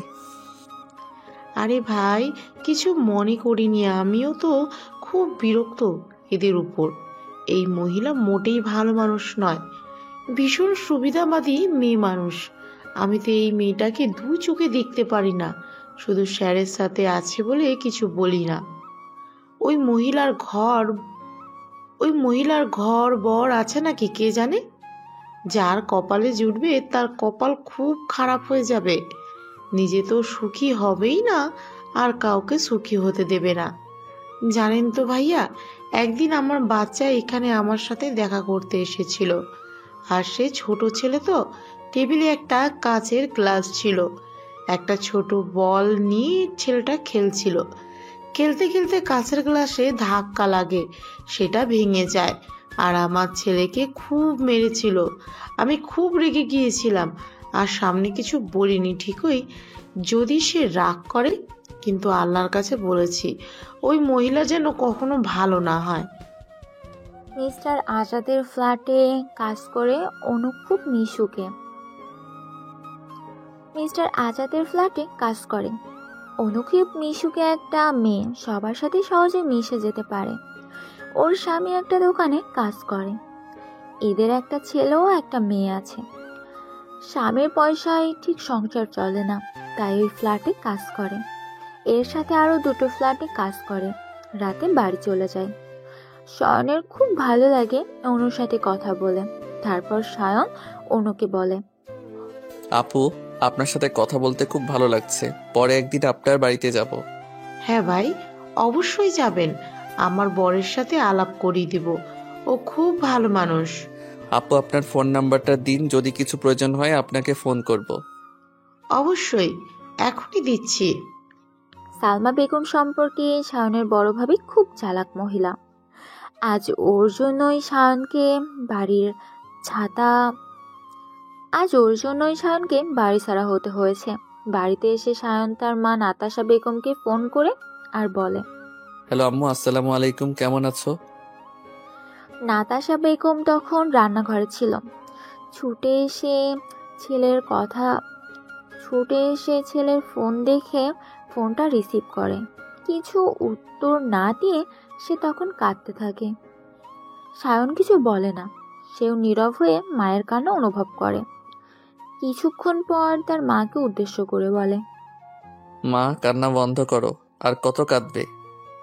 ছেলের কথায় কান্না বন্ধ করে ছেলেকে উদ্দেশ্য করে বলে, সায়ন, কবে বাড়ি আসবি তুই? তোমার আদরের বড় বৌমা কোথায়? কেন হঠাৎ ওর কথা জিজ্ঞাসা করছিস? বলো না, দরকার আছে। ওর বাবার খুব শরীর খারাপ, ও বাপের বাড়ি গেছে। কবে গেছে? 1 সপ্তাহ মতন গেছে। কবে ফিরবে কিছু বলেছে? না, কিছু বলে যায়নি। ওর বাবার হার্টের অপারেশন হবে, সেই জন্য এখন আসতে পারবে না। বাবার সেবা করার জন্য ওখানেই থাকবে। তোমার খবর নিয়েছো যে সত্যি ওর বাবার হাতের অপারেশন হবে? আমি তো ঠিক জানি না। সালমা এই তোর বাবাকে বলেছে। ঠিক আছে মা, এখন আমি রাখছি। কেন বাবা হঠাৎ আমাকে সালমার কথা জিজ্ঞাসা করছিস? বলে কি হবে মা, তোমরা তো তোমার ছোট ছেলেকে বিশ্বাস করো না। এই কথা বলিস না বাবা, সব ভুলে যা। তুই বাড়ি ফিরে আয়। তোর ভাইয়া তোর কথা বলছিল, তোর আব্বুও তোকে খুব ভালোবাসে। বাবা আমায় কত ভালোবাসে তা আমার জানা হয়ে গেছে। পরের বাড়ির মেয়ের কথা বিশ্বাস করলো আর আমাকে একবারও জিজ্ঞাসা করার প্রয়োজন মনে করলো না। আমি কিছু ভুলে যাইনি মা, আমার সব মনে আছে। তুই ফিরে আয় বাবা। এখন আমি রাখছি, কাজ আছে, পরে কথা হবে। তুমি সাবধানে থাকবে আর যদি কিছু অসুবিধা হয় তুমি আমাকে ফোন করবে। তোমার ছেলে এখনো মরে যায়নি। তোমার যদি আমার কাছে আসতে ইচ্ছা করে তুমি আমাকে জানাবে, আমি তোমাকে নিয়ে আসবো। কথাটা বলে সায়ন ফোন কেটে দেয়। সালমা হলো সায়নের বাবার বন্ধুর মেয়ে। সায়নের বাবা সায়নের ভাইয়া আরিয়ানের সাথে সালমার বিয়ে দেয়। সালমাকে সায়নের বাবা ছোট থেকে চিনত। যেহেতু বন্ধুর মেয়ে, আবার নিজের মেয়ে না থাকার জন্য সালমাকে খুব স্নেহ করত। বন্ধুত্বটা টিকিয়ে রাখার জন্য সালমার সাথে আরিয়ানের বিয়ে দেয়, আর সালমা সেই সুযোগটাই নেয়। শ্বশুরের দুর্বলতা বুঝতে পেরে বারবার শ্বশুরকে দিয়ে সায়নকে সে অপমান করাতে থাকে। এমনকি ব্যাংকে ম্যানেজারের সাথে যুক্ত হয়ে সায়নকে ব্যাংকে ডাকাতির জন্য অপবাদ দিয়ে ব্যাংক থেকে বের করে দেওয়া হয়। আপু কেন দুদিন ধরে আসছে না এখানে? সামিরার কথা জিয়া বুঝতে না পেরে বলে, রনিকে উদ্দেশ্য করে বলে, রনি ভাইয়া সামিরা কার কথা বলছে তুমি বুঝতে পেরেছো? রনি তখন মোবাইল টিপছিল। সে ওদের কথা কর্ণপাত করেনি। জিয়া তখন আবার জিজ্ঞাসা করে, রনি ভাইয়া আমি কি বলেছি আপনি কি শুনতে পাননি? কিছুক্ষণ ডাকার পর রনি মুখ তুলে তাকায়। তারপর জিয়াকে উদ্দেশ্য করে বলে, হ্যাঁ গো জিয়া, শুনতে পেয়েছি। সামিরা বোধহয় আমাদের স্যারের কথা বলছে। কিন্তু সামিরা এভাবে বলেছে স্যার মনে হয় ওর আপনজন হয়ে গেছে। না হওয়ার কি আছে? স্যার যেভাবে বিপদের সময় ওদের পাশে দাঁড়িয়েছে এটা তো স্বাভাবিক। সামিরা সেটা নিজে বুঝতে পেরেছে, তাই স্যারের প্রতি কৃতজ্ঞতা থাকা উচিত। না না না, সামিরাকে আপনি ভুল বুঝবেন না। অতটা স্বার্থপর মেয়ে সামিরা নয়। তোমার মতো স্বার্থপর এই দুনিয়ায় আমি দেখিনি। সামিরা তোমার থেকে অনেক ভালো মেয়ে। রনির কথা শুনে জিয়া রেগে যায় আর রনির পিছনে তাড়া করে রনির জিয়ার হাত থেকে বাঁচার জন্য ছুটে যায়। আর সামিরা ওদের কাণ্ড কারখানা দেখে হাসতে থাকে। রনি অনেকদিন থেকেই জিয়াকে ভালোবাসে। অনেকবার সে কথা জিয়াকে বলেও, কিন্তু জিয়া এ ব্যাপারে খুব বেশি গুরুত্ব দেয় না।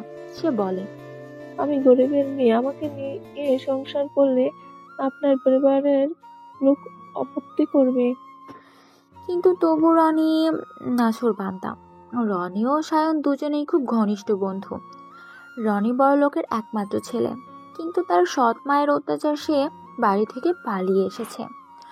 তারপর দুজনের একটা রেল স্টেশনে আলাপ হয়। তারপর থেকে দুজন দুজনের উপর নির্ভরশীল হয়ে পড়েছে। সায়ন নিজে মাফিয়া তৈরি করে আর রনিকে সেই দলে সামিল করে। এই মেয়ে তোকে খুব চেনা চেনা লাগছে। তোর নামটা কি বলতো? কোথাও যেন দেখেছি মনে হচ্ছে। হঠাৎ কারো কণ্ঠস্বর শুনে সামিরা দাঁড়িয়ে পড়ে। তারপর সে ব্যক্তির দিকে তাকিয়ে দেখে। চিনতে পেরে সে আরো কিছু না বলে ছুটে যায়। মিস্টার আজাদ কিছু বুঝতে পারে না। সে অবাক হয়ে যায়, মেয়েটা কেন তাকে দেখে চলে গেল। তাকে খুব চেনা লাগছে, কিন্তু কোথায় দেখেছি কিছু মনে করতে পারছি না। সে তখন পাশের ব্যক্তিকে জিজ্ঞাসা করে, ওই মেয়েটা কে? তারা চেনে নাকি? তারা বলে মেয়েটা স্কুলে ভর্তি হয়েছে, এর বেশি কিছু জানে না। মিস্টার আজাদ সন্দেহ করতে থাকে। সে তখন লোক লাগানোর ব্যবস্থা করে, তারপর ওখান থেকে চলে আসে। হারিয়ান, বৌমা কবে আসবে কিছু বলেছে? না, আমার কিছু বলেনি। বাবার সাথে কথা হয়, বাবা জানে। তুই সালমাকে ফোন করিসনি? আমার ফোন তোলার ওর সময় নেই। তোর বাবার পাগলামির জন্য তোর জীবনটা শেষ হয়ে গেল। শুধু আমার নয় মা, তোমার ছোট ছেলের জীবনটা শেষ করে দিয়েছে। কি বলবো, তোর বাবা আমার কথা শুনতেই চায় না। সালমা যা বলবে সব সত্যি বলে, বাকি সবাই মিথ্যা বলে। কদিন আগে সায়ন আমাকে ফোন করেছিল। ও জিজ্ঞাসা করেছিল সালমা কোথায় গেছে। আমি বললাম ওর বাবার শরীর খারাপ, বাবার কাছে আছে। হঠাৎ সায়ন বলল, তোমরা খবর নিয়েছো ওর বাবার শরীর খারাপ সত্যি হয়েছে তো? আমি কিছু বুঝতে পারলাম না সায়ন এই কথাটা বলল কেন। মকরুল মিয়া আর শওকত মোল্লা দুজনে ঘনিষ্ঠ বন্ধু তো, তাই একে অপরে খুব বিশ্বাস করে। তাই ওদের বিশ্বাস ওদের ছেলেমেয়েরা সুখী হবে। তাই তো বাবা আমার মতামত না নিয়ে সালমার সাথে আমার বিয়ে দিল। বড় ছেলের কথা শুনে নাতাশা বেগম চুপ করে বসে রইল। সে জানে তার স্বামী কতটা জেদি আর রাগী। আজ দীর্ঘ 32 বছর ওই মানুষটাকে নিয়ে সে সংসার করতেছে, তাই সে কিছু বলে চুপ করে বসে রইল। তারপর আরিয়ানকে উদ্দেশ্য করে বলল, আরিয়ান, তুই একবার সালমান বাপের বাড়ি যাও, সালমাকে ওখান থেকে নিয়ে আয়। তোর শ্বশুর কেমন আছে তাও তো তোর দেখা হয়ে যাবে। তারপর মায়ের কথা শুনে আরিয়ান কিছুক্ষণ চুপ করে বসে রইল। তারপর বলল, ঠিক আছে মা, তুমি যখন বলছো আমি কালকে যাব সালমাদের বাড়ি। তারপরের দিন আরিয়ান সালমাদের বাড়িতে যায় আর গিয়ে দেখে সালমা তার বাবার সাথে বসে গল্প করতেছে। আরিয়ানকে দেখে সে একটু চমকে যায় আর জিজ্ঞাসা করে, হঠাৎ তুমি এখানে, কোনো খবর না দিয়ে? সালমার কথায় আরিয়ান বলে, কি রে, খবর দেব? কি করে খবর দেব? তুমি তো ফোন তোলো না আমার। অনেকদিন তুমি এসেছো, সেজন্য মা বললো তোমাকে এখান থেকে নিয়ে যাওয়ার জন্য। আমি এখন যাব না। কেন যাবে না? বাবার শরীরটা এখনো ভালো হয়নি। তোমার বাবাকে দেখে মনে হচ্ছে না তো অসুস্থ। দিব্যি সিগারেট টান দিচ্ছে, কোথায় অসুস্থ? আরিয়ানের কথায় সালমা থতমত খেয়ে যায় আর বলে, বাবা তো অসুস্থই ছিল, এখন 2 দিন সবে সুস্থ হয়েছে। আর বাবা এখন খায় না, তবুও নেশার জিনিস তো মাঝে মাঝে একটা দুটো খায়। একটা দুটো কেন, রোজ খেতে বলবে, তাতে আমার কোনো সমস্যা নেই। তুমি বাড়ি আমার সাথে যাবে না পরে যাবে? আমার এখন সময় নাই, আমি বেশিক্ষণ অপেক্ষা করতে পারবো না। একটা পার্টি আসবে অর্ডার করতে, আমি এখনই ফিরে যাব। সালমা বেগম কিছু বলার আগেই তার আব্বু মকরুল মিয়া বলল, আজকে তুমি যাও বাড়ি, আর 2 দিন পর আমি সালমাকে দিয়ে আসবো। আসলে আমার শরীরটা এখনো ভালো হয়নি, ডাক্তার আমাকে রেস্টে থাকতে বলেছে। আর সালমা ছাড়া আমার সেবা কে করবে? ওর হাতে রান্না তো খুব সুন্দর, তাই ওকে এখন দরকার আছে। আমি তোমার বাবাকে ফোন করে জানিয়ে দেব। আরিয়ান কিছু না বলে সে সালমার দিকে তাকিয়ে দেখে সালমা মিটমিট হাসছে। আরিয়ান বুঝতে পারে সেখান থেকে চলে আসে। আরিয়ান চলে গেল। সালমান ভাই মিন্টু বলে, আপু, তুই আরিয়ানের সাথে চলে যেতে পারতিস। ছেলের কথা শুনে মকরুল মিয়া বলে, তুই বেশি বকিস না, যা জানিস না তা নিয়ে কথা বলবি না, যা বলবো তাই শুনতে হবে। মকরুল মিয়া তার উদ্দেশ্য সফল করার জন্য তার মেয়ে ও ছেলেকে কাজে লাগিয়েছে, কিন্তু ছেলে তার কাজে খুব বিরক্ত। সে কিছুতেই কাজ করতে চায় না। তার বাবা তাকে এই কারণে প্রচুর বকাবকি করে। তার উদ্দেশ্যে সায়নেরদের ফ্যামিলিতে বরবাদ করা, যেটা সায়নের বাবা শওকত মোল্লা বুঝতে পারে না।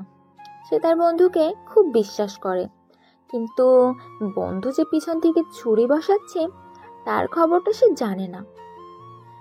সায়নদের কাপড়ে ব্যবসা আছে। সেই ব্যবসার বিরাট বড় ব্যবসা, দেশ বিদেশে বিভিন্ন জায়গায় কাপড় রপ্তানি করা। প্রচুর লাভ হয়। সায়নের বাবা অনেক কষ্ট করে এই ব্যবসা দাঁড় করিয়েছে, কিন্তু তার বন্ধু মকরুল মিয়া সহ্য করতে পারে না। সে সায়নের বাবাকে হিংসা করে। তার সামান্য চায়ের দোকান। সায়নের বাবা প্রথমে হাটে হাটে কাপড় বিক্রি করত, তারপর অনেক পরিশ্রম করে আজকে এই ব্যবসাটা দাঁড় করিয়েছে। সায়নের বাবা মকরুল মিয়ার দোকানে বসে চা খেত, তারপর দুজনের মধ্যে বন্ধুত্ব হয়। শওকত মোল্লা তার বন্ধুকে কথা দেয় তার মেয়ের সাথে তার ছেলের বিয়ে দেবে। যেমন কথা তেমন কাজ। কিন্তু মকরুল মিয়ার উদ্দেশ্য ভালো ছিল না। সে শওকত মিয়াকে মোটেই পছন্দ করত না, শুধু তার সম্পত্তিকে সে ভালোবাসত। সে সামান্য চায়ের দোকান থেকে কিছু করতে পারেনি, কিন্তু শওকত মোল্লা হাটে কাপড় বিক্রি করে একদিন বড় দোকান খুলে ফেললো, কত প্রপার্টি করে ফেললো। তার এই উন্নতি মকরুল মিয়ার সহ্য করতে পারত না। তার পিঠ পিছে সবসময় ছুরি চালানোর চেষ্টা করত। সামিরা, তোর কি হয়েছে? তুই সেদিন হাঁপাতে হাঁপাতে ছুটে এলি, তারপর থেকে যাওয়া নিয়ে আছিস। আজ 2 দিন ধরে তুই স্কুলে আজ আসনি, তার কি হয়েছে তুই বল না। আমি আর স্কুলে যাব না জিয়া আপু। কেন স্কুলে যাবি না? তোর কি হয়েছে? আমার বাবা যার ওখানে কাজ করছিল ওই লোকটার সাথে সেদিন আমার স্কুল থেকে ফেরার সময় দেখা হয়েছে। ওই লোকটা আমাকে জিজ্ঞেস করেছে, আমাকে চেনা চেনা লাগছে, কি নাম, কোথায় থাকে জিজ্ঞেস করছিল। আমি কিচ্ছু বলতে পারিনি। ওই লোকটাকে দেখে ভয় পেয়ে গিয়েছিলাম আর ওখান থেকে ছুটে চলে এসেছিলাম। আমার মনে হচ্ছে লোকটা কাউকে জিজ্ঞেস করছিল আমার সম্পর্কে। সামিরা কথা শুনে জিয়া বলে, তুমি স্যারকে কিছু বলেছ? না, বলিনি।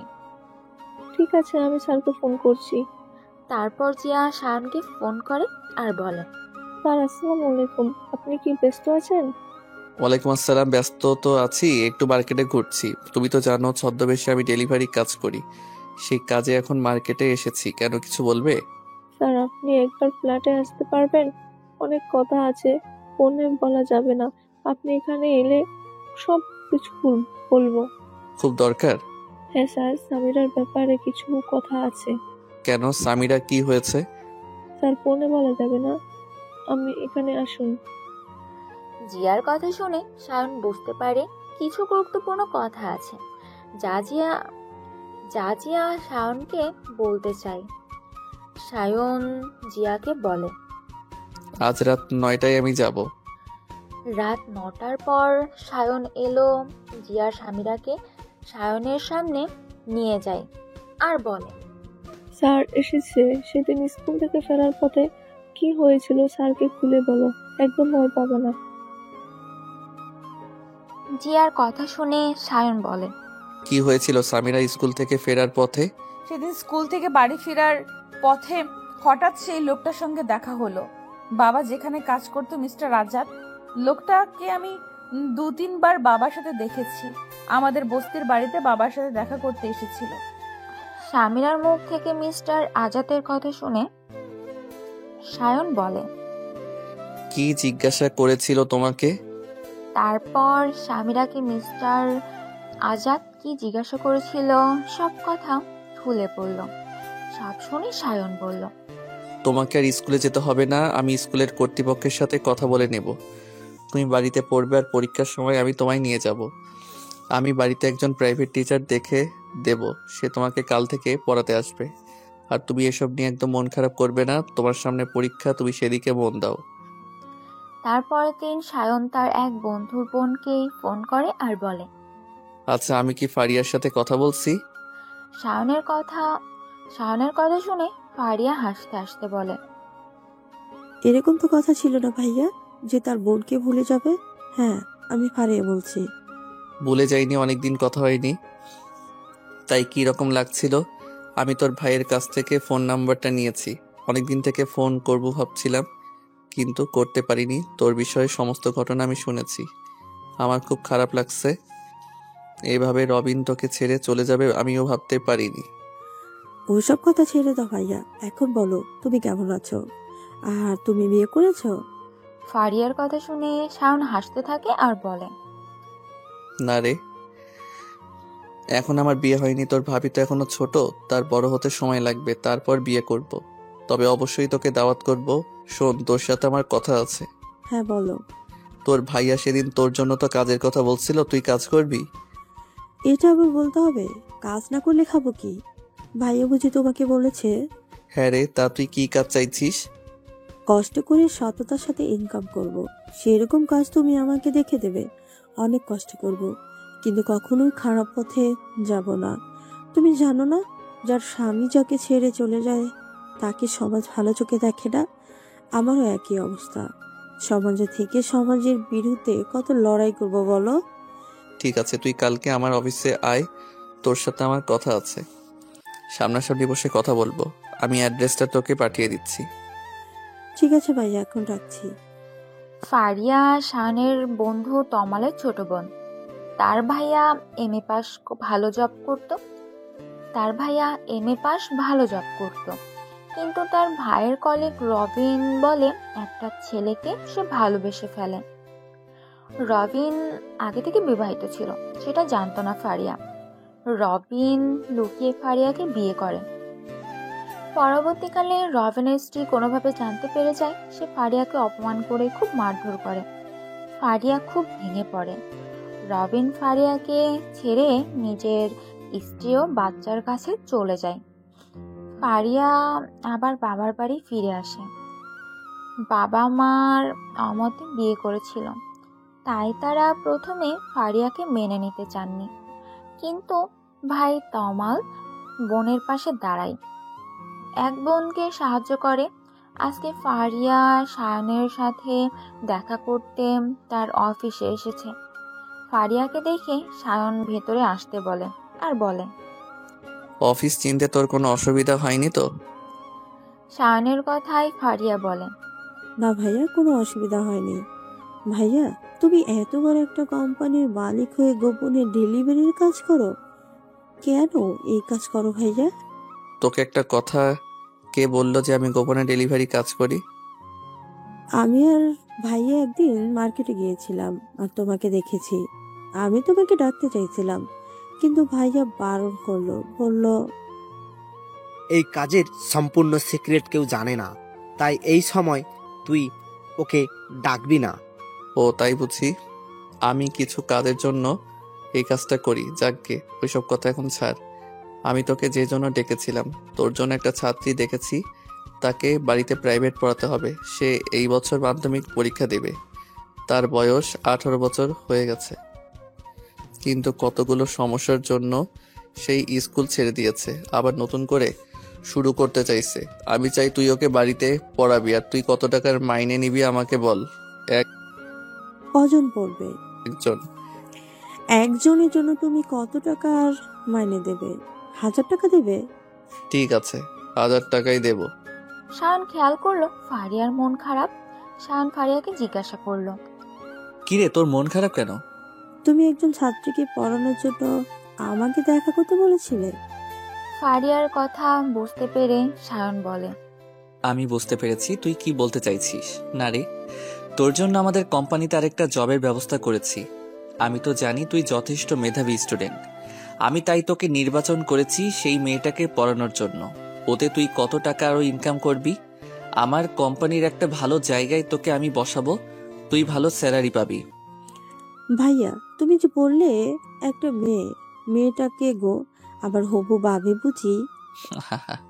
হয়তো বলছো কেন? তুমি কি কনফার্ম নয়? বুঝতে পারছি না, ওই তরফ থেকে এখনো সাড়া পাচ্ছি না। এসব বিষয় মেয়েটার এখনো বোঝার মতো বয়স হয়নি। দেখা যাক, অপেক্ষা করি। মেয়েটার বাবাকে মিস্টার আজাদের লোক খুন করেছে। ওরা 3 বোন, ওর মা আগেই মারা গেছে। তার আগে ওর একটা ভাই ছিল, সেও মারা গেছে। ওরা বস্তিতে থাকতো। মিস্টার আজাদ ওদেরকে খুঁজে বেড়াচ্ছে। ওদেরকে পেলেই বিক্রি করে দেবে, না হলে ব্যবসা করাবে। সেই কারণে আমি ওদেরকে আমার কাছে রেখে দিয়েছি। ওদের 2 বোনকে আমি আশ্রমে রেখে এসেছি, যে আশ্রমে আমি প্রতি বছর অনেক টাকা করে ডোনেশন দেই। আর সামিরা যেহেতু 18 বছর বয়স হয়ে গেছে, তাই ওকে ওখানে রাখতে পারিনি। একটা কেনা ফ্ল্যাট আছে, জিয়া বলে একটা মেয়েকে রেখে দিয়েছি ওর দেখাশোনার জন্য। সায়নের সব কথা শুনে ফারিয়া বলে, তুমি চিন্তা করবে না ভাইয়া, ভাবিকে আমি তোমার বোনের মতো করব, তুমি নিশ্চিন্তে থাকতে পারো। ভুলেও এই বিষয়টা বলবি না, তাহলে কেলেঙ্কারি হয়ে যাবে। এদিকে আরিয়ান মন খারাপ হয়ে বসে আছে দেখে তার মা নাতাশা বেগম বলে, কিরে, তোর মন খারাপ? সালমাকে আনতে গেলিও এলো না বুঝি? তুমি তো সবাই জানো কেন ন্যাকামি করছো। তোমার ন্যাকামি আমার সহ্য হচ্ছে না। তুমি যাও আমার সামনে থেকে। তুমি, বাবা, তোমরা কেউ ভালো নয়। তোমরা আমাদের 2 ভাইয়ের জীবনই শেষ করে দিয়েছো। শাইন বাড়ি থেকে চলে গিয়ে নিশ্চিন্তে আছে, আর আমি তো সেটাও পারছি না। এতে আমার কোথায় এতে আমার কোথায় দোষ? আমি কিছু বুঝতে পারছি না। তোর বাবাই তোর সাথে সালমার বিয়ে দিয়েছে, আর সায়নের নামে যা কিছু বলেছে সালমা বলেছে, আর তোর বাবাও সালমাকে বিশ্বাস করে সায়নকে বাড়ি থেকে তাড়িয়ে দিয়েছে। এখানে আমি কি করতে পারি তুই বল? একদিকে স্বামী, অন্যদিকে সন্তানেরা, আমি কোথায় যাব? কথাটা বলে নাতাশা বেগম সেখান থেকে চলে যায়। আরিয়ান তার মায়ের চলে যাওয়ার দিকে তাকিয়ে থাকে। সে কি করবে? সেও তো অসহায় ছেলে হয়ে সে তার বাবা বিপক্ষে যেতে পারে না। তার বাবা কবে বুঝবে সালমার ষড়যন্ত্র? অনু, আমি তোমাকে যে কাজটা দিয়েছিলাম তোমার মনে আছে তো? ভাইয়া, কি করে ভুলে যাব? তুমি নিশ্চিন্তে থাকতে পারো। তুমি যা যা বলেছো আমি তা অক্ষরে অক্ষরে পালন করব। আমার ভাইয়াকে যে কষ্ট দিয়েছে আমি তাকে সুখে থাকতে দেব না। আমি তো জানি ভাইয়া। আমি ভাবি আল্লাহ কেন তোমার সাথে আমার আগে আলাপ করিয়ে দেয়নি। তাহলে আমার বাচ্চার চিকিৎসায় এত দেরি হতো না। তুমি তো আল্লাহর প্রতিনিধি হয়ে আমাদের জীবনে এসেছো। আমি কিছু করিনি অনু, তুমি ভালো, তাই সৃষ্টিকর্তা তোমার জন্য ভালো কিছু করেছে। আমি তো নিমিত্ত মাত্র। তোমার ছেলে ভালো হয়ে যাবে। টাকার জন্য তুমি চিন্তা করবে না, যা খরচ হবে সবটাই আমি দেব। তুমি দেবে কি বলছো ভাইয়া? তুমি তো দিয়েছো অলরেডি। আমার ছেলে অনেক সুস্থ হয়ে গেছে, আর কিছুদিন পর আমার ছেলে পুরোপুরি সুস্থ হয়ে যাবে। আল্লাহর কাছে দোয়া করি তুমি ভালো থেকো, আর তোমাকে যারা কষ্ট দিয়েছে তাদের যেন কখনো ভালো না হয়। সায়ন অনুকে দায়িত্ব দিয়েছে। মিস্টার আজাদ কবে তার ফ্ল্যাটে আসে, আর কবে কোন কোন মেয়েকে এই ফ্ল্যাটে নিয়ে আসে, আর কাদের সাথে ডিল করে। অনুর ছেলে খুব অসুস্থ। অনু খুব ভেঙে পড়েছিল। সে পরিশ্রম করে ছেলেকে সুস্থ করতে চাইছিল, কিন্তু অনেক টাকার দরকার এবং সেটা পারছিল না। ঠিক সেই সময় সায়নের সাথে ওর আলাপ হয়। সায়ন ফোন করে অনুদের বাড়িতে যায়। অনুর ছেলেকে দেখে খুব কষ্ট হয়। সায়ন টাকা দেয়, অনু ছেলেকে সুস্থ করে তোলে। তারপর অনুকে দায়িত্ব দেয় মিস্টার আজাদের সাথে কারা দেখা করতে আসে, কি কি ডিল হচ্ছে, কি কি কাজ করতে চাইছে, সবকিছু তথ্য অনু গোপনে সায়নকে দিতে থাকে। এতে সায়নের কাজে অনেক সুবিধা হয়। কি গো স্বামী, কেমন আছো? আরিয়ান দোকানে বসেছিল। হঠাৎ সালমা বেগম যায়, আর আরিয়ানকে দেখে এই উক্তি করে আরিয়ান সালমার কথায় খুব বিরক্ত হয় আর বলে, কেমন আর থাকবো, যেমন দেখছো।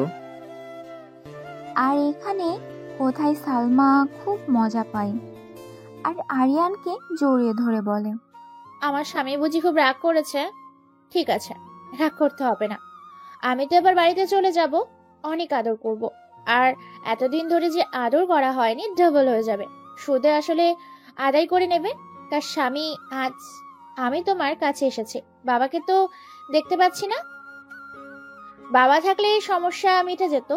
তোমার দোকানে কাগজপত্র দরকার আছে? দোকানে কাগজপত্র কি দরকার? দোকান দেখিয়ে ব্যবসার জন্য লোন নেওয়া হবে। বাবা জানে, আমি সব বাবাকে বলেছি। বাবাই পাঠিয়েছে তোমার কাছে। বাবা এখন ভোপালে আছে, কিছু কাজে ভোপাল গেছে। আগে আমি বাবার সাথে কথা বলি, তারপর বলবো। একটা ব্যাংকে লোনের আবেদন করেছিলাম ব্যবসাটা বাড়ানোর জন্য। দোকানটাকে আরো বড় করতে হবে। ব্যাংক ম্যানেজার বলেছে দোকানে কাগজপত্র দিলে তবে সে লোন স্যাংশন করবে। আমি বাবাকে বলেছিলাম, বাবা বলেছে অসুবিধা নেই। দোকানের নামে দলিল সব তোমার কাছে আছে, তুমি ওখান থেকে চেয়ে নেবে। কালকে রাতে বাবার সাথে আমার কথা হয়েছে। ঠিক আছে, আজকে রাতে আমি বাবার সাথে কথা বলবো, তারপর কালকে তোমায় আমি বলবো। তুমি এখনই বাবার সাথে কথা বলো না, অসুবিধা নেই। তারপর আরিয়ান ওর বাবাকে ফোন করে, কিন্তু ফোন সুইচ অফ। কিছুতেই ফোন পাওয়া যায় না। সেটা দেখে সালমা বেগম বলে, বাবা যেখানে গেছে নেটওয়ার্কের প্রবলেম। আমাকে বাবার ফোন থেকে মেসেজ করেছে, দেখো। সালমা বেগম আরিয়ানকে মেসেজ দেখায়। আরিয়ান দেখে তার বাবা লিখেছে, এখানে নেটওয়ার্কের প্রবলেম বেশি, কথা বলতে পারবো না। তুমি সালামকে দোকানে দলিল দেবে। ব্যাংক লোন পেলে দোকানটা আরো বড় করব। বিদেশ থেকে অনেক অর্ডার পাচ্ছি। কলকাতায় আর একটা দোকান খুলবো। আর একটা প্রপার্টি কেনার ব্যবস্থা হচ্ছে, সেটাও কেনা হবে। আরিয়ান মেসেজটা পড়ে কিছুক্ষণ সালমার দিকে তাকিয়ে থাকে। সালমা চোখের ইশারায় কি বলছে জানতে চাইলে আরিয়ান ঘাড় নেড়ে কিছু নয় বলে। আরিয়ান তারপর সালমাকে বলে, দোকানে কিছু নেই, দলিল সব বাড়িতে আছে। তাহলে আমাকে আমার সাথে বাড়িতে যেতে হবে। তুমি কাগজ নিয়ে এসো, আমি বাড়িতে যাব না। ঠিক আছে, তুমি তাহলে এখানে অপেক্ষা করো, আমি বাড়ি থেকে কাগজ নিয়ে আসছি। কিছুক্ষণ পর আরিয়ান দলিল নিয়ে আসে। দলিল পেয়ে সালমা আরিয়ানকে জড়িয়ে ধরে আর বলে, ধন্যবাদ স্বামী, আমি অনেক দিন থেকে অপেক্ষা করছিলাম, এখন সব আমার হাতের মুঠোয়।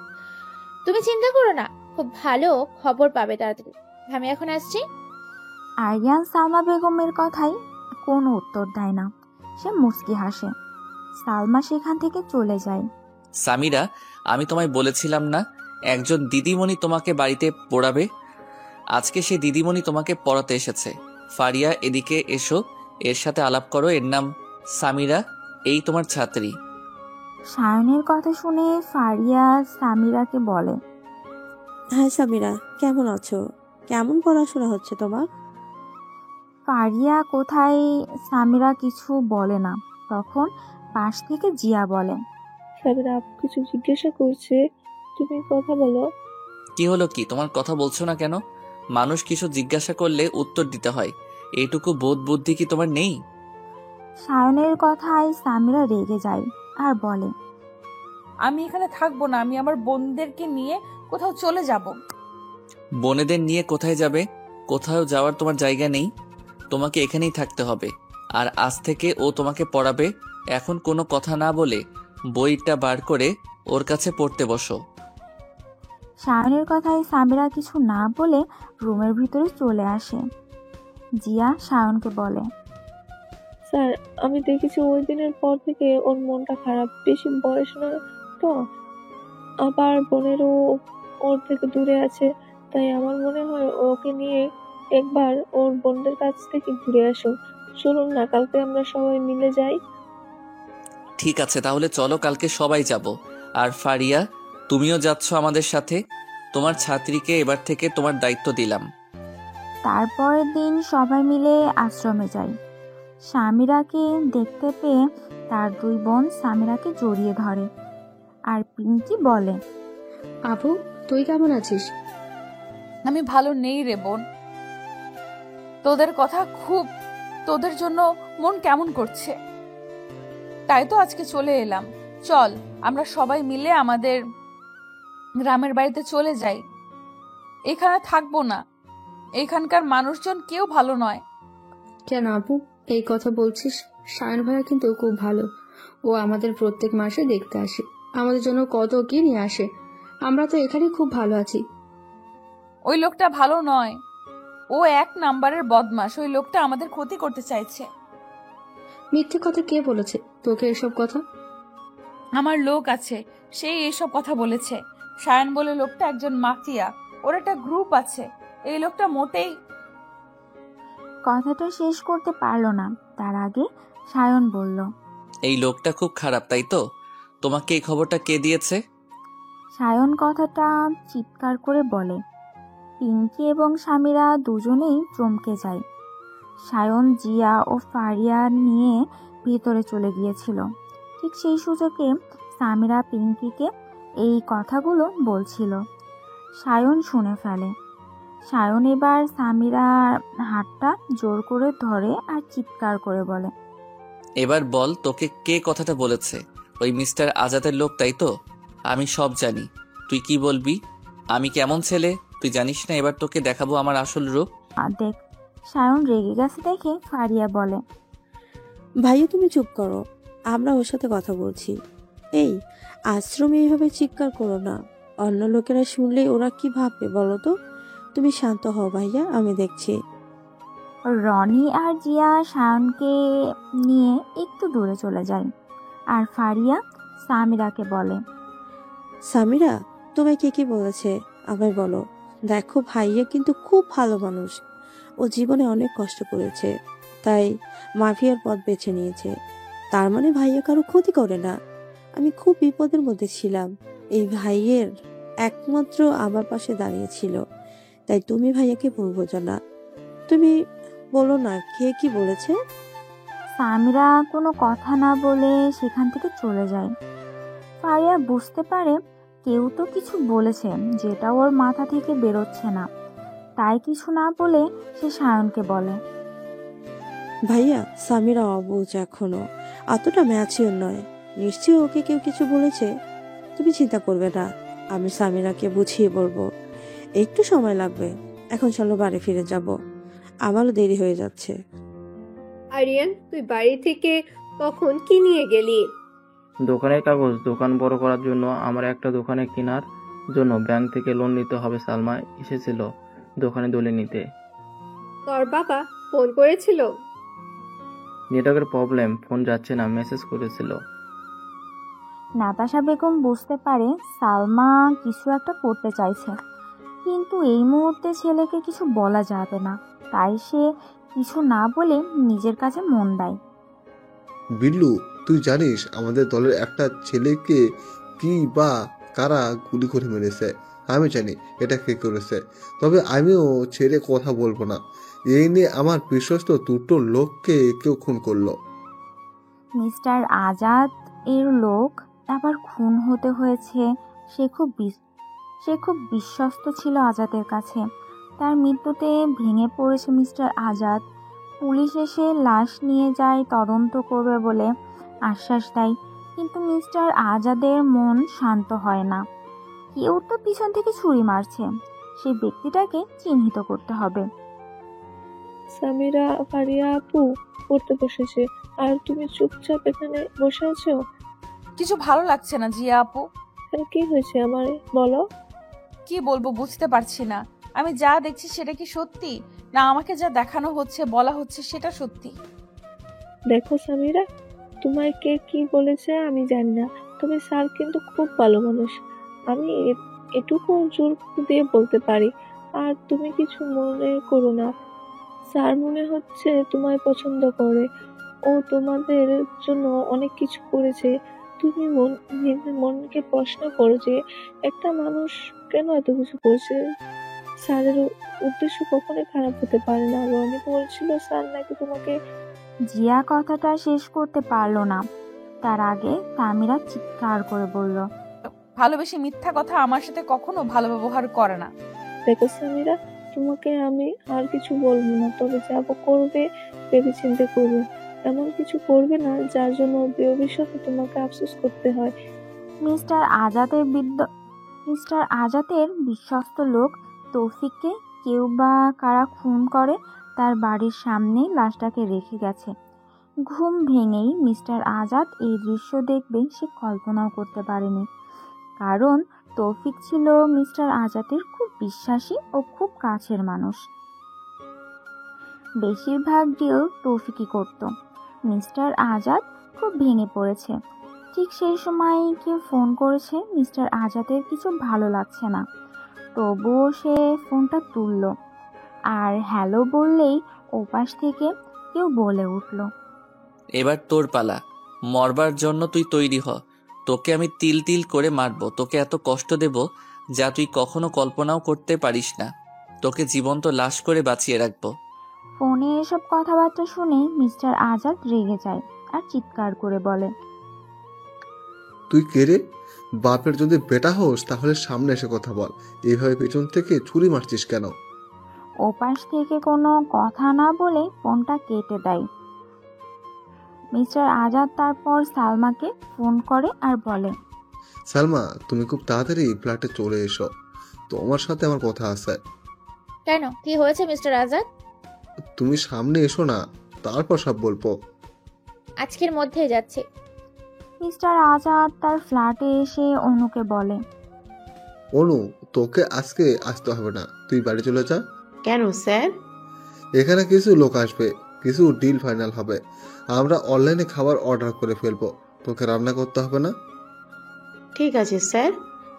অনু সুযোগ বুঝে সায়নকে ফোন করলো আর বলল, আসসালামু আলাইকুম ভাইয়া, কেমন আছো? সায়ন তখন অফিসে কাজ করতে করতে ফোনটা রিসিভ করেছে। সে বুঝতে পারলো অনু যখন ফোন করেছে নিশ্চয় কিছু বলবে, তাই ফাইল বন্ধ করে অনুকে বলল, ওয়ালাইকুম আসসালাম। আলহামদুলিল্লাহ। হঠাৎ ফোন, নিশ্চয়ই কোনো আর্জেন্ট খবর আছে। কি বলছে মিস্টার আজাদ? আজকে আমাকে ওখানে থাকতে বারণ করেছে, বলেছে খাবার অর্ডার দিয়ে দেবে, কারো আসার কথা আছে, কিছু ডিল ফাইনাল হবে। ধন্যবাদ অনু খবরটা দেওয়ার জন্য। ঠিক আছে, বাকিটা আমি সামলে নেব। তোমার বাচ্চাটা ভালো আছে তো? হ্যাঁ ভাইয়া, আল্লাহর রহমতে আর আপনার দোয়ায় আমার বাচ্চারাও ভালো আছে। অনু মিস্টার আজাদের ওখানে কি করছে না করছে সব খবর সায়নকে দেয়। কি ব্যাপার মিস্টার আজাদ, তড়িঘড়ি আসতে বলার কারণ কি? আমি কি তোমাকে বলেছিলাম? তুমি কি সেই কাজটা করেছো? হ্যাঁ, দোকানের দলিল পেয়ে গেছি। খুব তাড়াতাড়ি দোকানটা দখলে নেব, ওটা ভেঙে ওখানে একটা লস করব। আচ্ছা, তোমার সেই দেওরটা যাকে ব্যাংক থেকে তাড়িয়ে দেওয়া হয়েছিল ডাকাতের মিথ্যে অপবাদ দিয়ে, এখন কোথায় আছে তুমি জানো কি? না, তার খবর আমি জানি না। আমি তো শ্বশুরকে হাত করে ওকে বাড়ি থেকে তাড়িয়ে দিয়েছে। আমার শ্বশুর আমাকে খুব ভালোবাসে, বিশ্বাস করে, তাই সায়ানের কোনো কথা আমার শ্বশুর শুনতে চায়নি। তুমি তোমার হাজবেন্ডের কাছ থেকে জেনে নাও, ওরা সায়ানের খবর জানে নাকি। কেন, কি হয়েছে মিস্টার আজাদ? হঠাৎ সায়নকে নিয়ে বললেন কেন? জানো কেউ বা কারা আমার বিশ্বাসী লোকগুলোকে মেরে ফেলছে, আমাকে ফোনে থ্রেট করছে। আমি বুঝতে পারছি না কে এই কাজ করছে। আমার যে শত্রু রাকেশ, তার পিছনে লোক লাগিয়েছিলাম, কিন্তু ও নেই এসবের পিছনে। ওর স্ত্রী মারা যাওয়ার পর থেকে ওইসব থেকে নিজেকে সরিয়ে নিয়েছে। তাহলে কে হতে পারে আমার শত্রু? একমাত্র তোমার দেওর ছাড়া।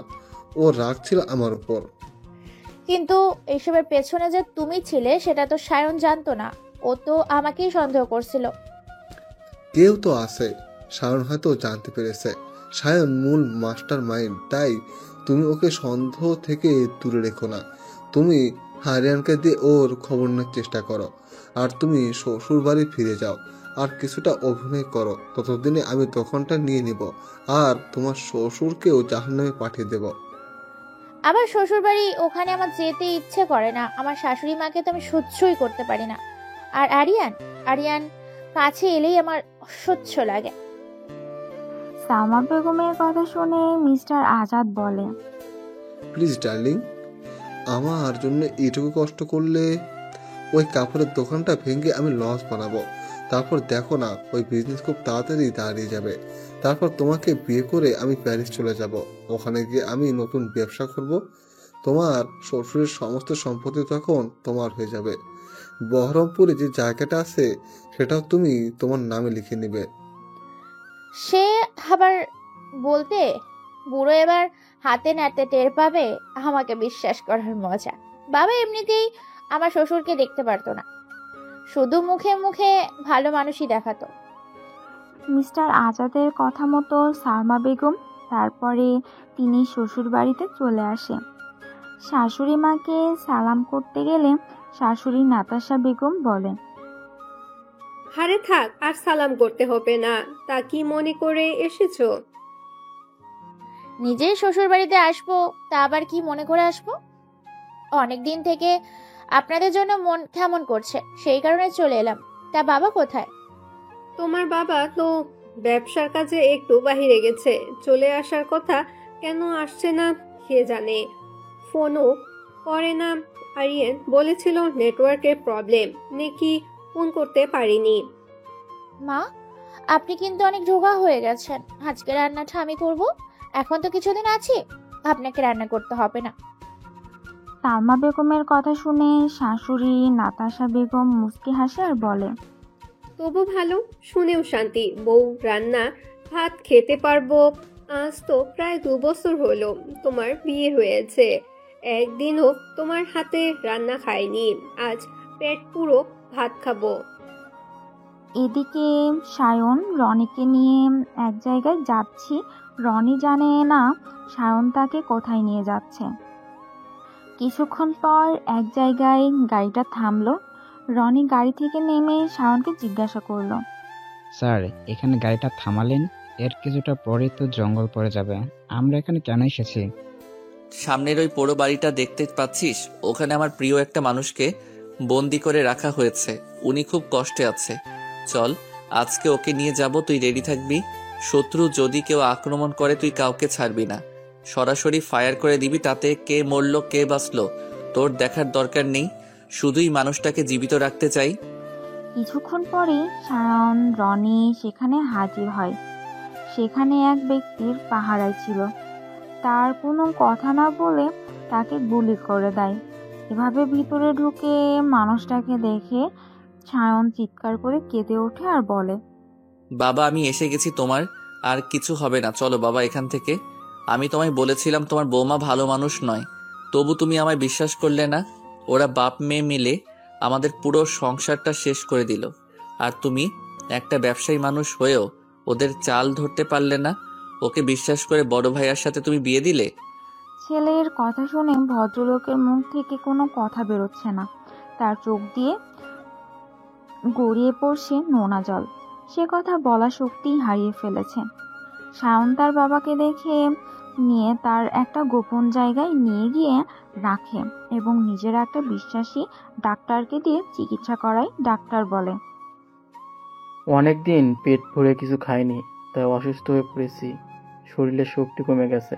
তারপর নিয়মিত হার্টের ওষুধ খেতে সেও পায়নি, প্রচণ্ড টর্চারিং করা হয়েছে, মানসিকভাবে ভেঙে পড়েছে, ওর কথা বলার শক্তি হারিয়ে গেছে। এইভাবে চলতে থাকলে যে কোনো একদিনও পৃথিবী মায়া ছেড়ে আল্লাহর দরবারে চলে যাবে। আমি কথা দিতে পারছি না, তবে আমি আমার মতো চেষ্টা করব, বাকি সব আল্লাহর ইচ্ছা। ডাক্তারের কথা শুনে বাবাকে জড়িয়ে ধরে সায়ন কাঁদে আর বলে, বাবা আমি চেষ্টা করব তোমাকে বাঁচিয়ে রাখার। আমি তোমাকে নিয়ে বাইরে চলে যাব, বিদেশে গিয়ে চিকিৎসা করাবো, অনেক বড় ডাক্তার দেখাবো। তুমি ভালো হয়ে যাবে বাবা, তুমি চিন্তা করো না। তোমার এই ছেলে তোমাকে ভালো করে রাখবে, তোমাকে সুস্থ করে মায়ের কাছে নিয়ে যাব। সায়নের কথা শুনে তার বাবা ইশারায় তাকে কিছু বলল। সে আমি বুঝতে পারলাম না। পাশ থেকে তাকে রনি বলল, স্যার আপনার বাবা কথা বলতে পারছে না, আপনি এক কাজ করুন, ওনাকে একটা খাতা আর পেন দিন, উনি কিছুটা লিখে দিন, তাহলেই আপনি বুঝতে পারবেন। রনির কথা মতো সায়ন একটা পেন আর খাতা আর বাবাকে নিয়ে, আর তাতে তার বাবা লেখে, সালমা ও তার বাবার উদ্দেশ্য ভালো নয়, ওরা আজকে আমার এই অবস্থা করেছে। সালমার বাবা সবসময় আমাকে হিংসা করত। আমি সামান্য কাপড় বিক্রি করতাম হাটে হাটে, সেখান থেকে আজকে সফল ব্যবসায়ী হলাম, বাড়ি করলাম, গাড়ি কিনলাম, সম্পত্তি করলাম, কিন্তু সে চায়ের দোকান নিয়ে রইল। আমি বুঝতে পারিনি আমি সরল মনে ওর সঙ্গে বন্ধুত্ব করেছিলাম, তাই আজ এই পরিণত হলো আমার। তোকে অবিশ্বাস করে আমি বড্ড ভুল করেছি। আমি জানি তুই কোনো দোষ করিসনি, সব সালমার পরিকল্পনা ছিল। আরিয়ানের জীবনটা শেষ করে দিল। তুই বাড়ি ফিরে যা, তোর বাবার তৈরি করা সম্পত্তি তুই রক্ষা কর, আর তুই তোর মা ও বড় ভাইকে রক্ষা কর। সালমা ওদের ক্ষতি করার চেষ্টা করছে, দোকানে কাগজপত্র সব নিয়ে নিয়েছে, দোকানটা বিক্রি করে দিতে চাইছে। ওখানে নাকি সালমার প্রেমিক মিস্টার আজাদ লস তৈরি করবে। আমি আর বাঁচবো না, তুই এবার ওদের বাঁচা। বাবার কথা শুনে সায়ন কাঁদতে কাঁদতে বলল, বাবা আমি সব জানি, শুধু তুমি চোখে পট্টি বেঁধেছিলে। আমি সব ব্যবস্থা করে ফেলেছি, সালমা আমাদের কিছু করতে পারবে না, মা ও আরিয়ান ভাইয়া কিচ্ছু হবে না, আমি ওদের রক্ষা করব বাবা, তোমাকেও সুস্থ করে তুলবো। এদিকে সালমা বেগম রাতের বেলা আরিয়ানের কাছে গিয়ে বলে, আরিয়ান তোমার মনে আছে কতদিন তুমি আমায় আদর করনি? সালমা বেগমের কথা শুনে আরিয়ান বলে, তুমি তো বাপের বাড়িতে ছিলে, আমি তোমাকে কি করে আদর করব? তুমি তো ওখানে যেতে পারতে। কাজ পেলে কি করে যাব? তুমি তো জানো দোকানে কত কাজ, আজকে একটা বড় অর্ডার ছিল, সেসব কাজ বোঝাতেই রাত হয়ে গেল। শুধু কাজের অজুহাত তুমি দিও না। যদি আমাকে প্রকৃত ভালোবাসতে তাহলে নিশ্চয়ই তুমি যেতে। তুমি এই বাড়িতে কতদিন অতিথি হয়ে এসেছো সালমা? আরিয়ানের কথা শুনে সালমা বেগম হাসতে হাসতে বলে, অতিথি হয়ে আসবো কেন? মেয়েরা বুঝি শ্বশুর বাড়িতে অতিথি হয়ে আসে? এটা আমার শ্বশুর বাড়ি, আমার স্বামীর বাড়ি। এই সব জিনিসের ওপর আমার কত জোর জানো? কোনো কিছুর বিনিময়ে এগুলো আমি হারাতে চাই না। এসবের ওপর কেবলমাত্র আমার অধিকার। আমি এবার থেকে এখানেই থাকবো, কোথাও যাব না। সালমা বেগমের কথা শুনে আরিয়ান হাসলো, কিছু বলল না। আরিয়ান কিছু বলছে না দেখে সালমা বেগম বলল, এই কেন কিছু বলেছ না? কি হলো, ঘুমিয়ে পড়লে নাকি? রাত হয়েছে, আজকে প্রচুর কাজের চাপ ছিল, ক্লান্তে আমি ঘুমিয়ে পড়েছি। লাইট অফ করে তুমিও ঘুমিয়ে পড়ো, কাল কথা হবে। তার মানে আমাকে আদর করতে ইচ্ছে করছে না? সালমা বেগমের প্রশ্নের কোনো উত্তর দেয় না। আরিয়ান সে ঘুমানোর ভান করে পড়ে থাকে, আর সালমা বেগম কি করে তা লক্ষ্য করতে থাকে। খুব রাতের দিকে সায়ন তার মাকে ফোন করে, আর তার মা ফোনটা বাজছে দেখে রিসিভ করে আর বলে, সায়ন, এত রাতে ফোন করেছিস, কিছু সমস্যা নাকি রে? না মা, সবই ঠিক আছে। তুমি এখনো ঘুমাওনি? ঘুম আসছে না। তোর বাবা কতদিন হলো গেছে, একটা ফোনও করছে না, তাই একটু চিন্তা হচ্ছে। মা, ভাইয়া কি করছে? ভাইয়া কি ঘুমিয়ে পড়েছে? কি বলবো, সালমা এসেছে, তোর ভাইয়ের রুমে আছে। হঠাৎ এতদিন পর? জানি না, কিছু তো উদ্দেশ্য আছে, বুঝতে পারছি না। আমি যা যা বলেছি তুমি সব শুনেছো তো?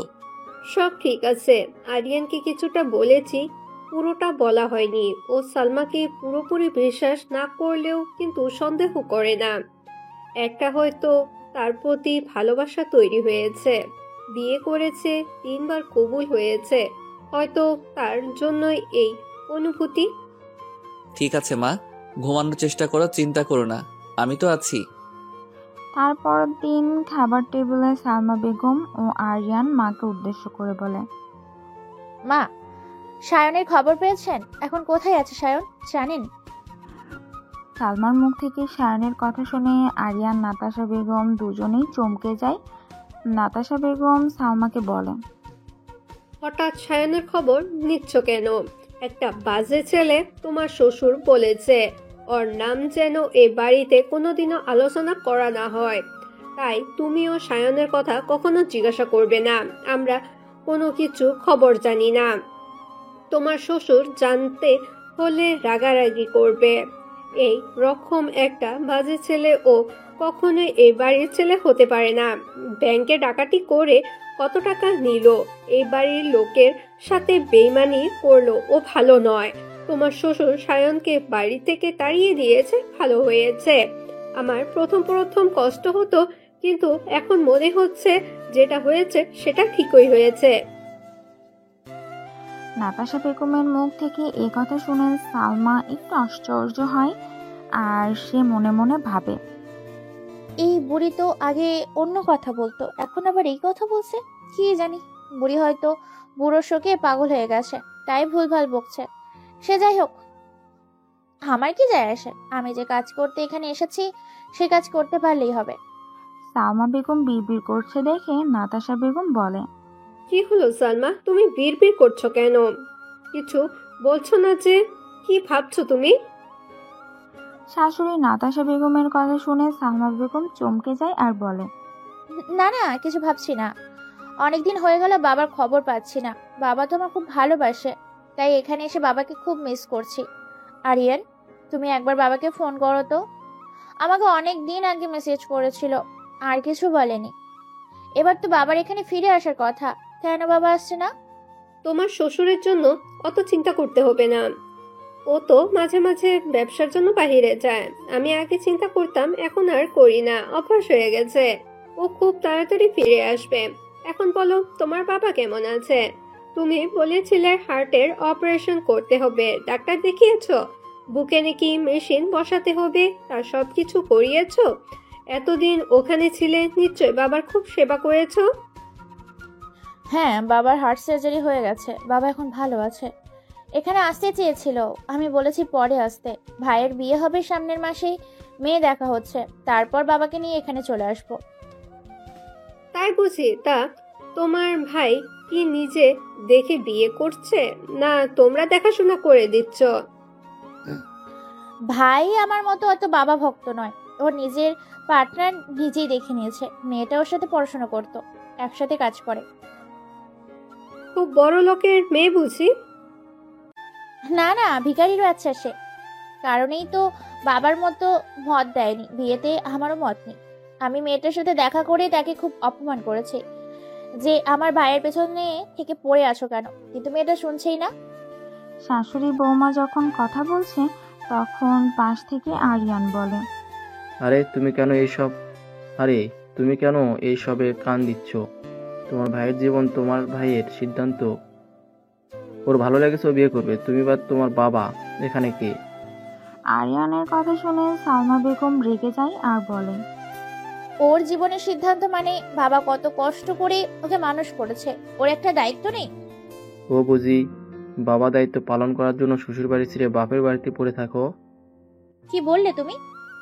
না কিছু নয়, এখন আমার দেরি হয়ে যাচ্ছে মা, এখন আমি আসছি। আমি আসার সময় তোমার ব্যথার ওষুধ নিয়ে আসবো, আর তুমি বেশি হাঁটাচলা করবে না। সালমার এখন চেষ্টা করেও শায়নের খবর জানতে পারছে না। রাতে আরিয়ান ঘুমিয়ে পড়ে সালমা বেগম মিস্টার আজাদকে ফোন করে আর বলে, মিস্টার আজাদ, আমি এই শাইনের খবর জানতে পারছি না। এরা তো কেউ কিছু বলছে না, মানে মনে হয় না যোগাযোগ আছে। তুমি ডিল ফাইনাল করো, কাগজপত্র হাতে নিয়ে দিয়ে দিয়েছি, চিন্তা নেই। কয়েক কোটি টাকার সম্পত্তি বিক্রি হবে। ঠিক আছে, তুমি কালকে চলে এসো, আমার ফ্ল্যাটে ডিল ফাইনাল হবে। আমি বাদশা খানকে আসতে বলে দিয়েছি। এত রাতে কার সাথে কথা বলছো? সালমা বেগম আরিয়ানের কথা শুনে চমকে যায়। কথা ঘুরিয়ে দিয়ে বলে, বাবার সাথে। বাবার শরীরটা খারাপ, তাই ফোন করছিল। কাল বাবার ওখানে চলে যাব। বাবা বুকে ব্যথা অনুভব করছে।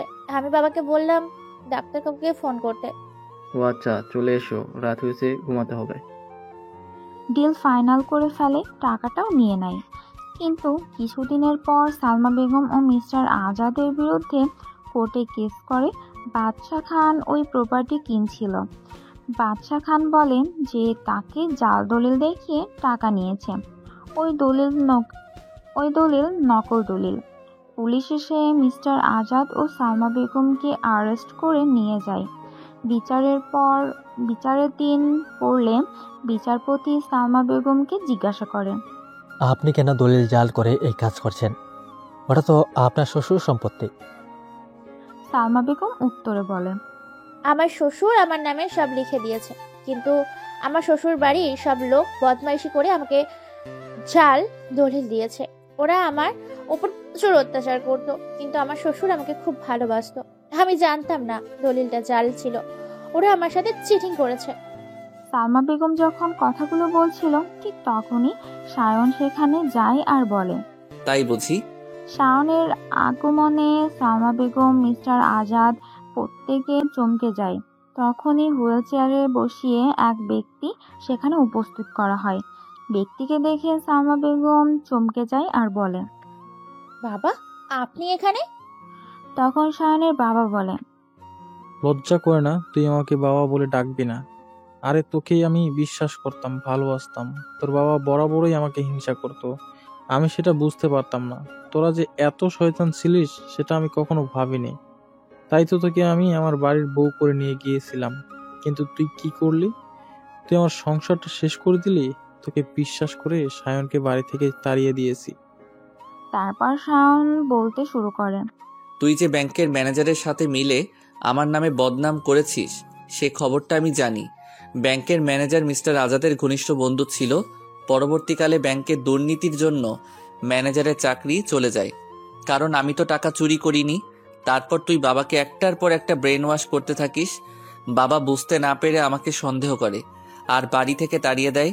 তারপর তুই বাবারই ব্যবসা বিক্রি করে দিতে চাইছিলিস, আর তুই যাকে বিক্রি করেছিস সে আবার আমার ঘনিষ্ঠ বন্ধু। কারণ আমি জানতাম তুই ভাইয়ের উপর চাপ দিয়ে দলিল নিয়ে যাবি, তাই আমি মাকে বলে অরিজিনাল দলিল আমার কাছে রেখে দেই, আর তার জায়গায় জালি দলিল কাগজপত্র রেখে দেই যা তুই জানতেও পারিস না। আর এই দেখ আমি কি রেকর্ড করেছি, এখানে তোর আর আজাদের কিছু রোমান্টিক দৃশ্য দেখে নে। তারপর সেই রেকর্ড করা ক্যাসেট কোর্টের হাতে তুলে দেয়। কোর্ট সেটা চালিয়ে দেখে মিস্টার আজাদ ও সালমা বেগমের কিছু অন্তরঙ্গ দৃশ্য। আর ওই বাড়ি থেকে কে কে আসছে, কোথায় কোথায় দু নম্বরে কাজ হচ্ছে, সবকিছু তথ্য প্রমাণ কোর্টের হাতে তুলে দেওয়া হয়। সবকিছু দেখার পর কোর্টে যারা উপস্থিত ছিল প্রত্যেকে লজ্জায় মাথা নত করে। সালমা বেগমের আর কিছু উপায় ছিল না, আর মিস্টার আজাদ সেও মাথা হেট করে দেয়। এইভাবে কেউ বা কারা তাদের এত ঘনিষ্ঠ ছবি রেকর্ড করেছে ভাবতে পারে না। কোর্ট দুজনকে যাবজ্জীবন কারাদণ্ড দেয়। মিস্টার আজাদের বিপক্ষে অনেক সাক্ষী দেয়, অনেক খুনের কেস আছে তার বিরুদ্ধে। সায়ন সালমা বেগমকে উদ্দেশ্য করে বলে, তোকে আমার বাবা মেয়ের মতো বিশ্বাস করত, আর তুই কি করলি? তোর জন্য আমি বাড়ি ছাড়া হয়েছি, আমাকে ডেলিভারি কাজ করতে হয়েছে, এমনকি তোর প্রেমিকের জন্য আমাকে মাফিয়া হতে হয়েছে। তবে আমিও দোষ করেছি তার জন্য, আর তার জন্য কোর্ট আমায় যা শাস্তি দেবে আমি তা মাথা পেতে নিব। সায়নকে পুলিশ অ্যারেস্ট করে, কিন্তু কিছু মানুষ সায়নের পক্ষে সাক্ষী দেয় আর বলে, উনি আমাদের অনেক উপকার করেছেন, উনি আনার প্রতিনিধি হয়ে আমাদের পাশে যায়। সেই জন্য বেশি দিন কোর্ট তাকে আটকে রাখতে পারেনি। 3 মাসের মধ্যে সায়নের জামিন হয়ে যায়। সায়ন যাবার আগে রনিকে দায়িত্ব দিয়ে দেখিয়েছিল, আর রনি সব দেখাশোনা করত। সায়ন ফিরে আসার পর তার মা তাকে ফোন করে আর বলে, সায়ন, তুই বাড়ি চলে আয়। বাবা কেমন আছে? তোর বাবা ভালো নেই, তোকে দেখার জন্য ছটফট করছে। এদিকটা একটু গুছিয়ে নিয়ে আমি যাব, তুমি বাবার খেয়াল রাখবে, আর প্রয়োজনে ডাক্তার কাকাকে ফোন করবে। সায়ন ফ্ল্যাটে এসে সামিরাকে উদ্দেশ্য করে বলে, কেমন আছো সামিরা? এই কদিন তো একবারও আমাকে দেখতে গেলে না। আমি ভালো আছি। কেন শুধু শুধু আপনাকে দেখতে যাব? আপনি ভালো লোক নয়, আপনি আমাকে জোর করে আটকে রেখেছেন। এবার সারা জীবনের জন্য আটকে রাখবো, কি করার আছে তুমি করবে। সায়নের কথা শুনে সামিরা চলে যায়। রনি জিয়া হাসতে থাকে আর সায়ন বলে, তুমি রনি এবার তৈরি হও জিয়ার দায়িত্ব নেবার জন্য, কালকেই তোদের বিয়ে দেয়া হবে। সায়নের কথায় জিয়া লজ্জা পায় আর বলে, কি বলছেন ভাইয়া? তোমরা কি ভেবেছিলে আমার পিঠ পেছনে এত কাণ্ড করবে? আমি জানতে পারবো না? আমি সব জানি। আর জিয়া স্যার নয় ভাইয়া বলবে। তারপরের দিন জিয়া রনির বিয়ে হয়ে যায়, আর তারপর থেকে সামিরাকে খুঁজে পাওয়া যাচ্ছে না। সায়নের মাথা খারাপ হয়ে যায়, সে মাথা ঠিক করতে পারে না। এদিকে মসজিদের কিছুটা দূরে গাছের তলায় একটা মেয়েকে বসে থাকতে দেখে নাতাশা বেগম মেয়েটাকে জিজ্ঞাসা করে, এই মেয়ে, এখানে তুমি কি করছো? আমার কেউ নেই, আমায় কেউ ভালোবাসে না। আমার বাবা মা সবাই মারা গেছে, আমার ভাইটাও মারা গেছে, আমার বোনগুলো আমার থেকে অনেক দূরে আছে। ওই লোকটাই বোনগুলোকে ওখানে রেখে দিয়েছে। সামিরার কান্না শুনে নাতাশা বলে, ও তাই বুঝি? তোমাকে কাঁদতে হবে না। কি করবে বলো? ভাগ্যর ওপর তো কারো হাত নেই। তুমি আমার সাথে চলো, আমার বাড়িতে থাকবে। আমার মেয়ে নেই, তুমি আমার মেয়ে হয়ে আমাদের বাড়িতে থাকবে। তোমার মেয়ে নেই? না গো, আমার মেয়ে নেই, আমার 2টো ছেলে। আমার তোমাকে খুব ভালো লেগেছে, তুমি একটা মিষ্টি মেয়ে। তুমি চলো আমাদের বাড়িতে আমার সাথে। সামিরা নাতাশা বেগমের সাথে তার বাড়িতে আসে। বাড়িতে এসে ফ্যামিলি অ্যালবামে সায়ানের ফটো দেখে নাতাশা বেগমকে জিজ্ঞাসা করে, তোমাদের সাথে এই বাজে ছেলেটা কেন ছবি তুলেছে? তুমি ওকে চিনো? ওই লোকটা ভালো ছেলে নয়। ও এতদিন আমাকে জোর করে ওর কাছে আটকে রেখেছিল, আমার বোনদের দেখতে দিচ্ছিল না। তবে ও আমাকে স্কুলে ভর্তি করে দিয়েছে। আমি এবছর মাধ্যমিক পরীক্ষা দিব, আর 2 মাস বাকি আছে। আমার জন্য একটা টিচার রেখে দিয়েছে, কিন্তু তবুও মনে হচ্ছে লোকটা আমাকে মিথ্যা কথা বলছে। আমাকে বলছিল মিস্টার আজাদ নাকি আমার বাবাকে খুন করেছে, কিন্তু আমি ঠিক মানতে পারছি না। মিস্টার আজাদের লোক একদিন আমার বাসায় এসে বলে এর পেছনে নাকি ওই লোকটা দায়ী। সেজন্য আমি ওকে বিশ্বাস করতে পারছি না। ঠিক আছে, তুমি এখন খেয়ে ঘুমিয়ে পড়ো, তুমি ক্লান্ত আছো। তবে ওই লোকটা ভালো খারাপ নয়, ওই লোকটা আমার অনেক উপকার করেছে। জিয়া আপু, ফারিয়া আপু ওরাও একই কথা বলে। জিয়া আপু বলে ও নাকি আমাকে ভালোবাসে, কিন্তু আমার মনে হয়। কথাটা শেষ করতে দিল না, তার আগেই নাতাশা বেগম বলল, সব বুঝতে পেরেছি। এখন তুমি নাস্তা করো। তোমার চোখ মুখগুলো কেমন ঢুকে গেছে। তোমার ঘুমের প্রয়োজন আছে। কালকে কথা বলবো কেমন? রাতের বেলা নাতাশা বেগম সায়নকে ফোন করে আর বলে, কিরে, মন ভালো নেই তো? তোর প্রিয় জিনিসটা আমাদের বাড়িতে আছে, মন খারাপ করতে হবে না। কালকে চলে আয়, ওকে এখানে পেয়ে যাবি। কথাটা বলে নাতাশা বেগম ফোন কেটে দেয়। শায়ন তার মায়ের কথা শুনে কিছু বুঝতে পারে না। তারপর শায়ন ফোন করে তার মায়ের ফোন বন্ধ দেখায়। শায়ন সকালবেলা তার বাড়িতে ফিরে আসে, ছেলেকে দেখে বলে, রাতে মনে হচ্ছে আমার ছেলের ঘুম ভালো হয়নি। ভালোই আছে, আমার ছোট বৌমা টেবিলে বসে নাস্তা করছে। হঠাৎ শায়নের চোখে যায় খাবার টেবিলের দিকে, দেখে স্বামীরা বসে খাচ্ছে। স্বামীরা চোখ পড়ে যায় শায়নের দিকে। সে খাবার ফেলে নাতাশা বেগমের দিকে ছুটে আসে আর শায়নকে উদ্দেশ্য করে বলে, তুমি কেন এখানে এসেছো? তুমি খুব বাজে লোক। তুমি এখান থেকে চলে যাও, তা না হলে আমি পুলিশের কাছে যাব। স্বামীরার কথা শুনে শায়ন রেগে যায় আর বলে, আমার বাড়ি থেকে আমাকে তাড়িয়ে দিচ্ছ, তোমার সাহস তো কম নয়। এই বাজে লোকটা আমার ছেলে। আমি ওকে খুব বকে দিয়েছি, কিন্তু ও তোমার বাবাকে খুন করেনি। তাহলে ওই লোকটা যে বলেছিল? তুমি কাকে বিশ্বাস করো, এক মাকে না সেই লোকটাকে? স্বামীরা কিছুক্ষণ নাতাশা বেগমের দিকে তাকিয়ে রইল, তারপর বলল, মাকে আমি তোমাকে বিশ্বাস করি। তোমার চোখ দেখে মনে হচ্ছে তুমি মিথ্যে বলছো না, তুমি সত্যি কথা বলছো। তাহলে আমার ছেলের বউ হবে তো? আমি কালকে তোমাদের বিয়ের ব্যবস্থা করব। নাতাশা বেগম কথা শুনে স্বামীরা শায়নের দিকে তাকায়। শায়ন চোখ টিপ দেয়। স্বামীরা লজ্জা পেয়ে সেখান থেকে চলে যায়। শায়ন তখন বলে, মেয়েটা তাহলে লজ্জাও পায়। তারপর দিন শায়ন তার মাকে বলে, মা, ওই ঘটনার পর তো ভাইয়া আর সালমার ডিভোর্স হয়ে গেছে। ভাইয়ের তো আবার বিয়ে দিতে হবে। আমার একটা ভালো জানাশোনা মেয়ে আছে। মেয়েটার একবার বিয়ে হয়েছিল, তার স্বামী আগে থেকে বিবাহিত ছিল, আর সেটা গোপন করে ফারিয়াকে বিয়ে করে। ফারিয়া যখন জানতে পারে তখন সে সেখান থেকে চলে আসে। এখন সে আমার কোম্পানিতে কাজ করে। মেয়েটা খুব ভালো মা, আমি ভাইয়ার জন্য এই মেয়েটাকে ভেবে রেখেছি। তুই তাই ব্যবস্থা কর। আমি আর আরিয়ানের কষ্ট সহ্য করতে পারছি না। তোর বাবাই তো সালমাকে ওর সাথে জোর করে দিয়ে দিল। তারপর দিন শায়ন আরিয়ানের সাথে কথা বলল। আরিয়ান প্রথমে রাজি ছিল না, পরে বুঝিয়ে আরিয়ানের রাজি করানো হলো। ফারিয়া ও বিয়েতে মত দিচ্ছিল না। শায়ন ওদের দুজনকে একসাথে একটা রেস্টুরেন্টে নিয়ে গেল আর বলল, তোমাদের দুজনের মন ভেঙে গেছে, তাই তোমাদের দুজন দুজনকে দরকার। দেখবে আমি বলছি, এই বিয়ে হলে তোমরা সুখী হবে। ফারিয়া যেমন স্বামীর থেকে আঘাত পেয়েছে, তুমি সালমার থেকে পেয়েছো। তোমাদের দুঃখ তো এক জায়গাতেই। এবার দেখবে তোমরা দুজনে বেস্ট পার্টনার হবে। তাই তোমরা অমত করো না, তোমরা বিয়েটা করে নাও। তোমরা বিয়ে না করলে আমার বিয়েটাও আটকে যাবে। আর কেন দাউরজি, তোমার বিয়েটা আটকে যাবে? তুমি বুঝি তাড়াতাড়ি বাবা ডাক শুনতে চাইছো? আগে চাচা ডাক শুনি, তবে তো বাবা ডাক শুনবো। সামিরা এখন ছোট, দেখতে পাচ্ছ না? ও মাধ্যমিক পাশ করুক, উচ্চ মাধ্যমিক পাশ করুক, 2 বছর পর বিয়ে করব। সেই সপ্তাহে আরিয়ান ও ফারিয়ার বিয়ে হয়ে যায়। তারপর স্বামীরা মাধ্যমিক পাশ করে। সায়নের সাথে সামিরার বিয়ে হয়ে যায়। সায়ন তখন মাফিয়াদের সঙ্গে সমস্ত কর্মকাণ্ড বন্ধ করে দিয়েছে। একটা এনজিও খুলেছে আর সেখানে পথশিশুদের নিয়ে কাজ করছে। সেই সাথে বাবার ব্যবসা দেখাশোনা করছে।